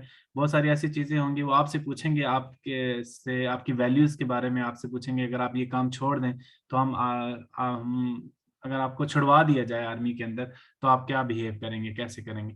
बिल्कुल भी स्ट्रिक्ट रहने की जरूरत नहीं है। देखें, आप आर्मी के अंदर जा रहे हैं, आप एयरफोर्स के अंदर जा रहे हैं, आप नेवी के अंदर जा रहे हैं, अपनी जान दांव पे लगा के जा रहे हैं। आपको वहां पे किसी भी ऑपरेशन के अंदर भेज दिया जाएगा और आपको कोई पता नहीं होगा कि आप वापस जब आएंगे तो जिंदा आएंगे या फिर वहां पे आपकी लाश मिलेगी। सो जब आप, सबसे इम्पोर्टेंट तो इस्लाम में लाश अपनी लाइफ है ना, तो अगर आपकी लाइफ ही दाव पे लग गई है सो फिर ये दाढ़ी जो है ये एक छोटा पर्पज रह जाता है। सो आप एक बड़े पर्पज के लिए जा रहे हैं। सो अगर आपको कहीं भी मौका मिलता है, ऐसा आपको कहा जाता है कि आप अपनी दाढ़ी कटवा दें, तो आप को कटवानी पड़ेगी।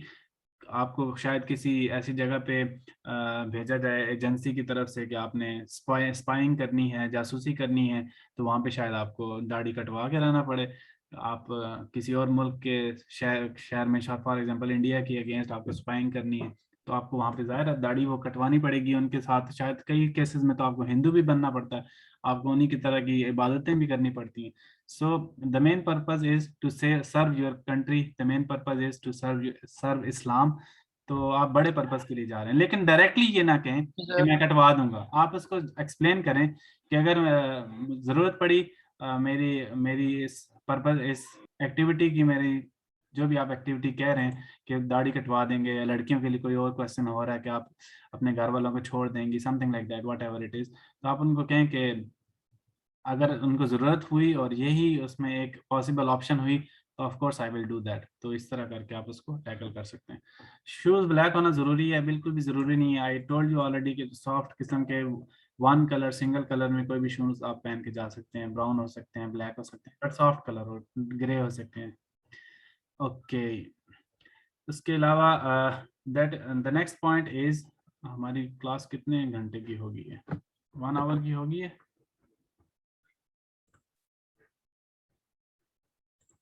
जी सर। ओके वेट, नॉर्मली आपकी क्लास कितना टाइम की होती है? आई थिंक 2 घंटे की, घंटे से ऊपर होगी, सॉरी। कुर्ता सर 1 पजामा, घंटे से ऊपर होता है। Okay okay, I will I think कि मैं इसमें छोटी छोटी चीज़ें अगेन डिस्कस करता हूँ मज़ीद, और फिर हम इस टॉपिक को, सेशन को क्लोज करेंगे ताकि जो मज़ीद पॉइंट्स हैं वो किसी और सेशन में हम एक्सप्लेन करें।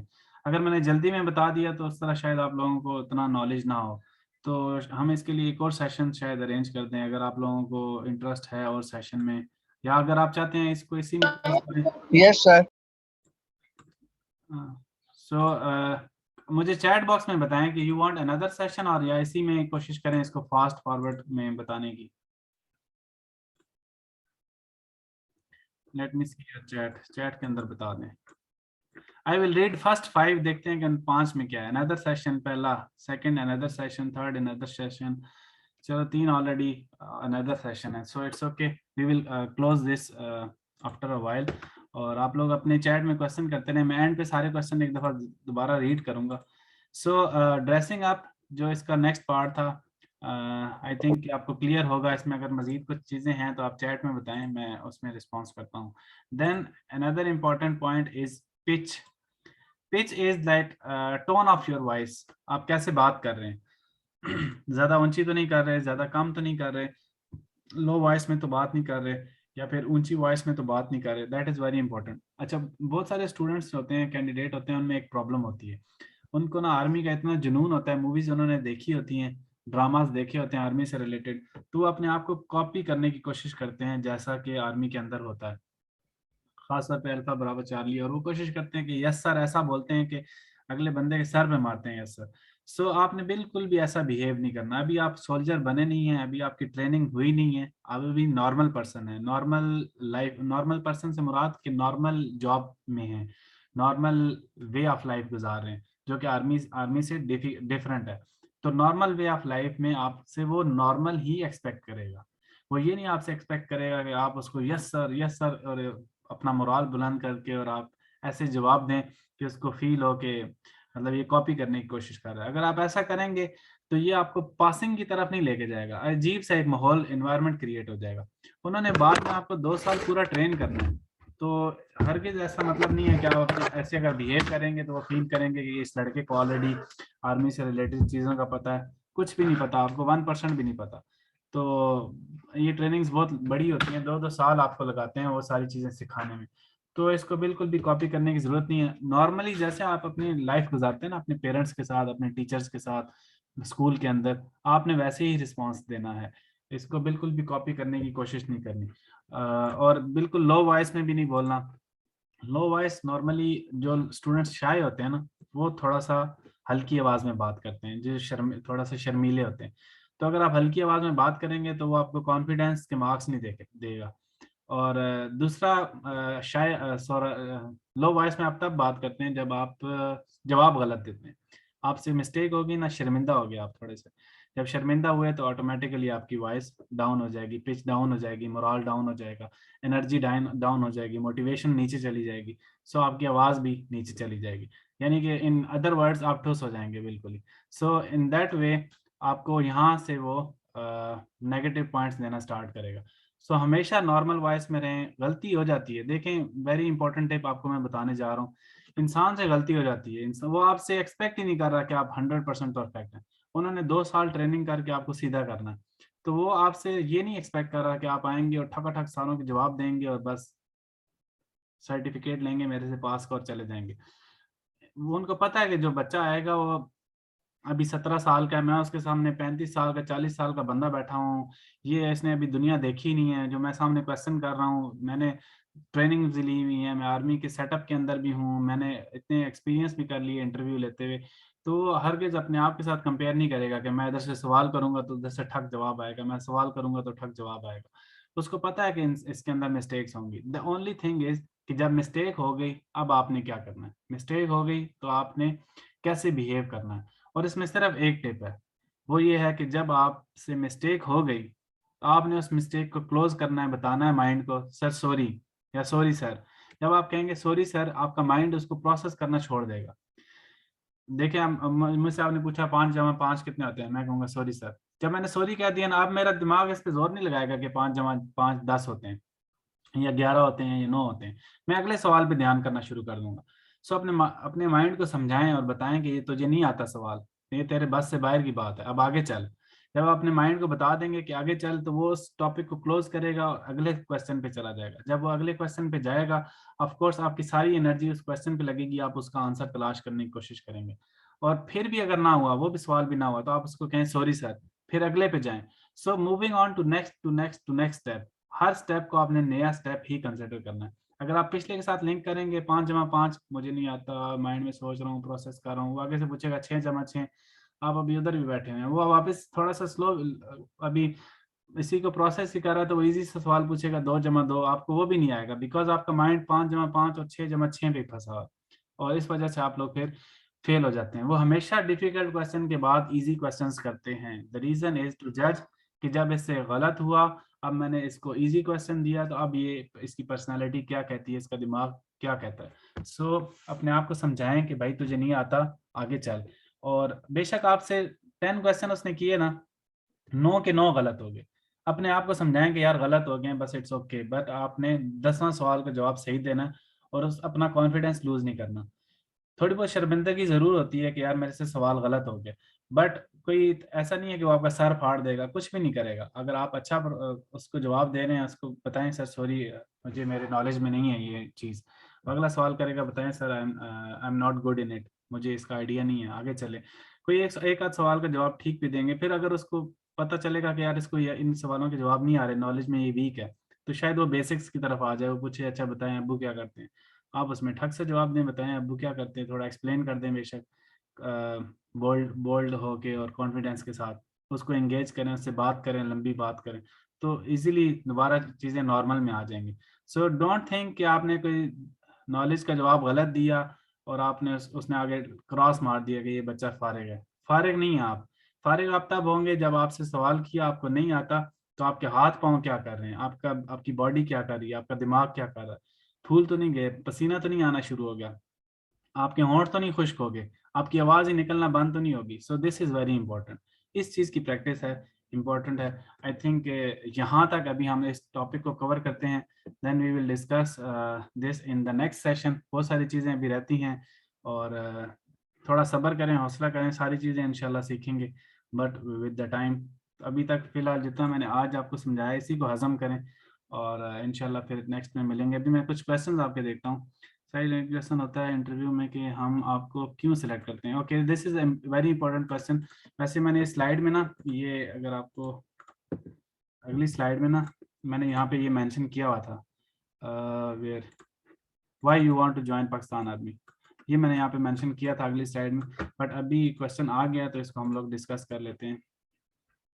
Okay, why you want to select Pakistan army, तो मैंने आपको इसकी शायद रीजन बिल्कुल स्टार्ट में जो हमारा जब सेशन स्टार्ट हुआ था, तो मैंने कुछ चीज़ें बताई थी रिलेटेड टू प्रिपरेशन, अगर आपको याद हो, तो मैंने उसमें बहुत सारी आपको इम्पोर्टेंस बता दी थी कि यहाँ पे wait let me highlight that this one,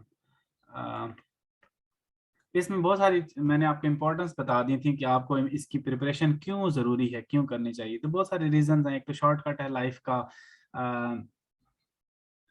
एक तो शॉर्टकट है, अच्छी जॉब है, अच्छे पैसे हैं, हलाल रिस्क है, फैमिली सिक्योर हो जाती है।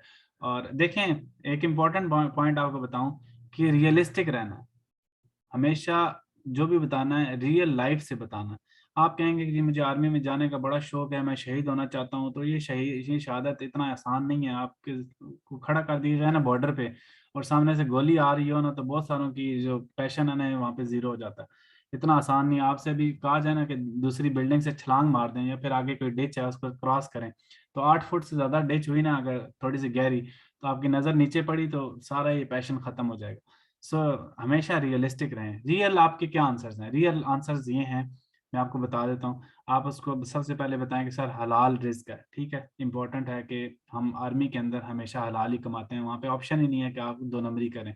बहुत ही रेयर केसेस होते हैं कि 2 नंबरी आर्मी के अंदर इनकम के अंदर एग्जिस्ट करती हो। सेकेंड इंपॉर्टेंट पॉइंट इज कि आप के लिए एक बहुत अच्छी अपॉर्चुनिटी है, कोई एक वाहिद इदारा है जो आपको 12 के बाद, 12वीं जमात के बाद या फिर 18 एज के बाद आपको एक अपॉर्चुनिटी देता है ऑफिसर बनने की, तो ऐसी अपॉर्चुनिटी बहुत कम लाइफ में मिलती है। So I think this is the best way to enter in my career. मेरे लिए सबसे इंपॉर्टेंट अपॉर्चुनिटी है और बहुत ही अच्छी अपॉर्चुनिटी है। ऐसा इदारा कोई भी, मतलब ऐसा पाकिस्तान में कोई इदारा नहीं है जो आपको एक शॉर्टकट वे या फिर एक अच्छी अपॉर्चुनिटी इस तरह प्रोवाइड करे। ये एक अलग एक और पॉइंट है कि आप क्यों ज्वाइन करना चाहते हैं। फिर आप इसलिए ज्वाइन करना चाहते हैं कि आपकी फैमिली सिक्योर हो जाएगी, फ्यूचर फैमिली सिक्योर हो जाएगी, आपके पेरेंट्स को मेडिकल मिल जाएगा, आपको मेडिकल मिल जाएगा, आपकी फ्यूचर फैमिली को मेडिकल मिल जाएगा, आपके बच्चों को पढ़ाई ऐसी मिल जाएगी। So there are hundreds of point, और इन सारे पॉइंट्स के साथ मुल्क को सर्व करना ये तो एडेड है ही, बट वो आप बाकी जॉब्स में भी कर सकते हैं। सो ये आप ऐड कर सकते हैं कि मुल्क को सर्व भी कर सकती हूँ या कर सकता हूँ, या फिर आपने जो भी उसके साथ मिसालें लगाना है जो आपने स्टार्ट में लगाए थे कि मुझे पैशन है, मुझे फलाना है, मुझे ये है, वो आप ऐड करना चाहें तो कर लें। बट रियलिस्टिक पॉइंट जो है वो मैंने आपको बता दिए। वो पैसा है, वो इज्जत है, वो हलाल रिस्क है, वो फैमिली सिक्योरिटी है, वो फ्यूचर सिक्योरिटी है, वो एक शॉर्टकट है। So this is the reality, और यही असल जवाब है। सर नमाज का टाइम निकल रहा है। ओके माज, you can go for prayers. जिन्होंने नमाज के लिए जाना है, मैं I will close this topic. कुछ क्वेश्चंस हैं वो लेके मैं इसको क्लोज कर दूंगा, बट जो हमारा मेजर सेशन है वो क्लोज हो गया। ओनली क्वेश्चन आंसरिंग है, आप जा सकते हैं नमाज के लिए। ओके हमारे लिए भी दुआ कीजिएगा, बाकी सब स्टूडेंट्स के लिए भी। Okay, non verbal intelligence test में फिजिक्स और इंग्लिश के बाद कौन सा टेस्ट होगा? फिर इसमें ऐसा कुछ नहीं है कि फिजिक्स और इंग्लिश के बाद कोई टेस्ट होगा। 3 टेस्ट होते हैं आपके सीक्वेंस में। सबसे पहले वर्बल, फिर non verbal, sorry non verbal, verbal, और इसके बाद आपके सब्जेक्ट का टेस्ट होंगे। 50 क्वेश्चन होंगे, वो सारे कंसेक्यूटिव ही होते हैं। एक ही टेस्ट होता है ये वाला जो सब्जेक्ट का होता है। इसमें ये नहीं कि फिजिक्स के बाद इंग्लिश आएगा फिर वो पास करेंगे तो दूसरा आएगा, ऐसा नहीं है, वो मिक्स है, मैच है। Okay, then moving on to the next. Why TCC not PMA का आंसर क्या बनता है? आप उसको कहो कि सर मुझे पहली अपॉर्चुनिटी PMA की मिली है, अगर आप डायरेक्ट पहली दफा जा रहे हैं। Why TCC not PMA? अच्छा, आप उसको कहें कि सर मैंने मेरा प्लान था कि मैं PMA में भी अप्लाई करूं, तो मैंने सबसे पहले मुझे TCC की अपॉर्चुनिटी मिली थी, मैं उस अपॉर्चुनिटी के ऊपर उसकी क्राइटेरिया पे फॉल कर रहा था, तो मैंने अप्लाई किया क्योंकि मैं क्राइटेरिया पे फॉल कर रहा था। तो मैं यहाँ से इनिशियल मेरा पास हो गया। I think you are going for ISSB right? तो इनिशियल मेरा पास हो गया। मेरा प्लान था कि मैं PMA में भी अप्लाई करूं, बट अल्हम्दुलिल्लाह I have cleared my TCC, और इंशाल्लाह मैं इसी के अंदर पूरा परफॉर्म करूंगा। और आगे इस तरह करके आप बता सकते हैं। बाकी आपको मोटे मोटे TCC के बारे में पता होना चाहिए कि ये टेक्निकल कैडेट वाले जो होते हैं इनकी ग्रोथ क्या होती है, ये इनमें क्या क्राइटेरियाज होते हैं, आगे फ्यूचर इनका क्या है, PMA से कैसे डिफरेंट है। सो इन चीज़ों का आपको मोटा मोटा आइडिया होना चाहिए। सर आई लिसन दैट, ये क्वेश्चन होता है कि इंटरव्यू में कि हम आपको क्यों सेलेक्ट करें, ये ऑलरेडी हो चुका है। इंटरव्यू की नेचर डिफरेंट भी तो हो सकती है ना सर? नेचर डिफरेंट भी तो हो सकती है। यस ऑफ कोर्स डिफरेंट हो सकती है, डिपेंडिंग ऑन यू। मैं आपको फिर बता रहा हूँ, इट डिपेंड्स ऑन यू। आपकी पर्सनैलिटी अच्छी है, इंटरव्यू कहीं भी नहीं जाता आपके हाथ से। आप उसको मौका ही नहीं दोगे कि वो आपसे पूछे सब्जेक्ट से रिलेटेड। अगर वो पूछेगा भी तो that will be only like for formality, but वो मेजर डिस्कशन आपके साथ आपकी पर्सनैलिटी से रिलेटेड आपके इंटरेस्टिंग टॉपिक पे ही होगी। सो ओके, देन मुस्ताची नहीं काटी कभी भी। अगर आपको अच्छी लग रही है तो वेल एंड गुड, आप कंटिन्यू करें, नो इशू। मेरा अपना एक स्टूडेंट है, उसको मूंछें रखने का बहुत शौक था, और उसने ISSB में भी मूंछें नहीं कटवाई। कहता मैं नहीं कटवाऊंगा। अभी वो PMA के अंदर ट्रेनिंग उसकी कंप्लीट हो चुकी है, अब उन्होंने कटवा दी उसकी मूंछें। सो इट्स ओके, चलती है, सब चलता है। So yes sir, with another session. Okay okay okay okay, ये तो सेशन से रिलेटेड क्वेश्चंस थे। Any other questions? Okay okay,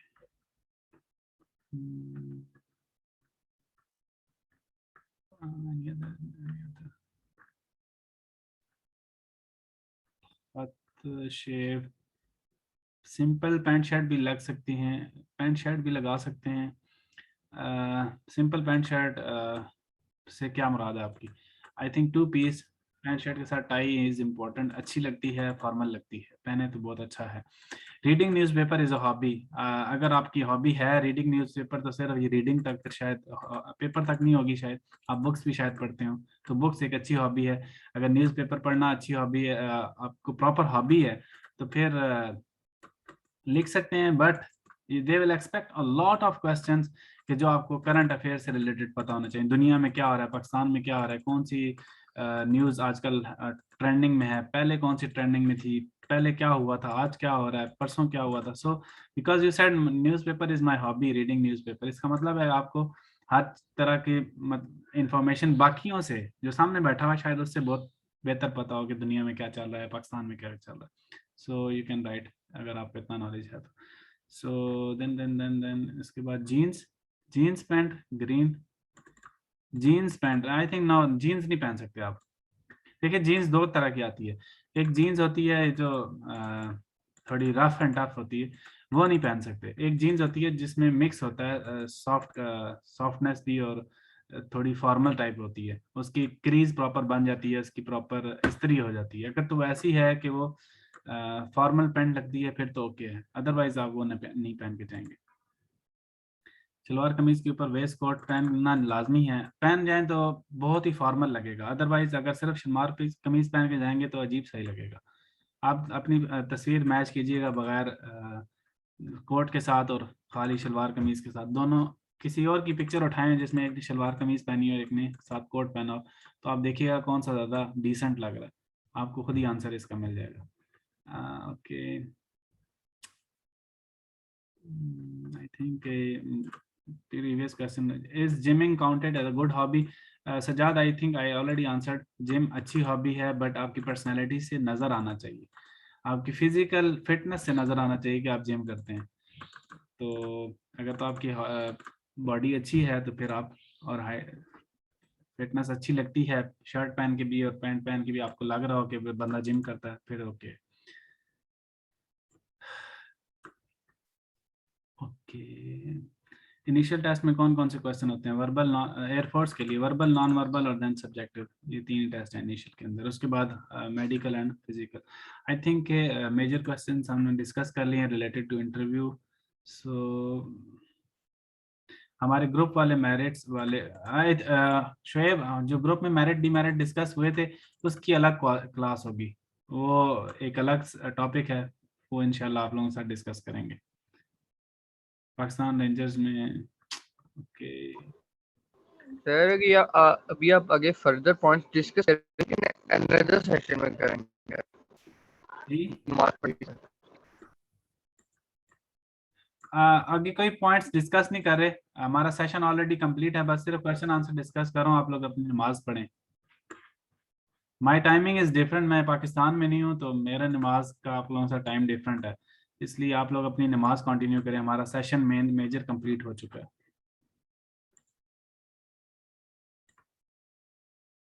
sir अगर हलाल रिस्क कि सर वो जो होप सर्टिफिकेट था मैं इंटरनेट लैग कर गया था, मुझे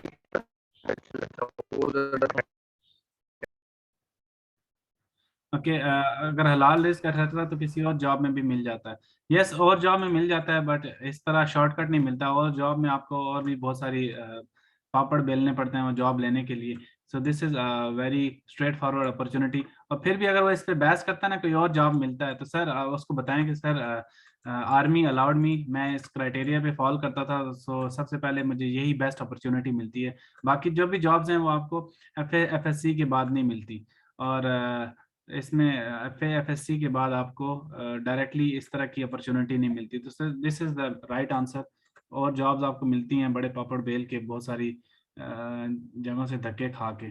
सो I think I have answered your question now. Sir ये आप बात कर रहे हैं कि 12th के बाद जॉब मिलती है, तो सर वो बोले सकता है कि नेवी में भी आपको 12th के बाद मिल सकती है और PM में भी आप जा सकते थे, तो आप एयरफोर्स में ही क्यों आ रहे हो? तो फिर तो उसको बताएं कि मैं मुझे एयरफोर्स में जाने का शौक है, मुझे आर्मी नेवी एयरफोर्स में से एयरफोर्स ज़्यादा पसंद है। सो इसमें तो इन तीनों में से अगर आपसे कोई ऑप्शन पूछता है तो आप अपनी ऑप्शन जिसमें जा रहे हो ना वो उसको प्रेफर करो, सीखो सर मुझे इसमें जाने का शौक है, मेरा पैशन इसी का है कि मैं एयरफोर्स में जाके सर्व करूं। बाकी इस तरह तो अपॉर्चुनिटीज़ और भी हैं, 1000 अपॉर्चुनिटीज़ हैं, बट उन सारी अपॉर्चुनिटीज़ को बाईपास करके मुझे एयरफोर्स के अंदर ही मुझे हर बंदे का उसकी अपनी इंटरेस्ट होते हैं, उसकी अपनी ख्वाहिश होती है, तो मेरी ख्वाहिश है कि मैं एयरफोर्स में जाऊँ। सर सर अगला सेशन आज ही होगा? नहीं, आज नहीं होगा, आज नहीं होगा, नेक्स्ट आप ग्रुप में बता दिए। अच्छा अच्छा सर, जो ये पूछना था मुझे कि किसी ने मुझे बताया था कि आईएसएसबी के आप जितने भी अटेम्प्ट दे सकते हैं, इनिशियल के आप जितने भी अटेम्प्ट दे सकते हैं, लेकिन आईएसएसबी के लिए 3 अटेम्प्ट होते हैं या 2? नहीं नहीं, इनिशियल की भी लिमिटेड अटेम्प्ट्स होती हैं, पीछे आपके डिग्री के पीछे स्टैंप लग जाती है और उस स्टैंप से वो काउंट कर लेते हैं कि इसकी कितनी अटेम्प्ट्स हो चुकी है। सो अटेम्प्ट्स लिमिटेड हैं, लेकिन कुछ केसेस में स्टूडेंट्स बाईपास कर जाते हैं। द रीज़न इज कि वो करते ये हैं कि वो अपनी डिग्री जो होती है उनकी, पहले तो आप लोगों को डिग्री मिलती है 2 साल के बाद, और उस टाइम पे आपके पास सिर्फ मार्कशीट होती है, तो कुछ स्टैंप्स वो मार्कशीट पे लगा लेते हैं, और जब उनकी अटेम्प्ट्स पूरी हो जाती हैं तो वो डिग्री को यूज़ करना शुरू कर देते हैं as a marksheet, as a registration. तो उसके बाद उनकी स्टैंप्स डिग्री के ऊपर काउंट होना शुरू हो जाती हैं। तो वो इस तरह से बाईपास कर देते हैं कुछ प्रोसेसेस को, अदरवाइज उनके अटेम्प्ट्स लिमिटेड ही हैं। ये ध्यान में रखें कि अटेम्प्ट्स मिनिमम ही है, 3 ही है। Okay, so I think that's all for now. इंशाल्लाह हम लोग नेक्स्ट सेशन में मिलेंगे, होपफुली आप लोग। सर जी जी बोलें। सर मेरी छोटी सी एक रिक्वेस्ट थी, मैं इस ग्रुप में नया हूँ, तो काइंडली जो भी स्टूडेंट्स हैं तो उनके पास जो नोट्स वगैरह सर ने पहले शेयर किए होंगे, तो अगर वो मुझे शेयर कर दें। नोट्स वगैरह हमारे नहीं होते, हमारी रिकॉर्डिंग्स होती हैं सारी की सारी, वो आपको मिल जाएंगी, वो आप आराम से देख लीजिएगा, नो इशू। जो भी हमारे पहले सेशंस हुए उनकी रिकॉर्डिंग्स आपको मिल जाएंगी। Okay sir. So, okay, that's all for today.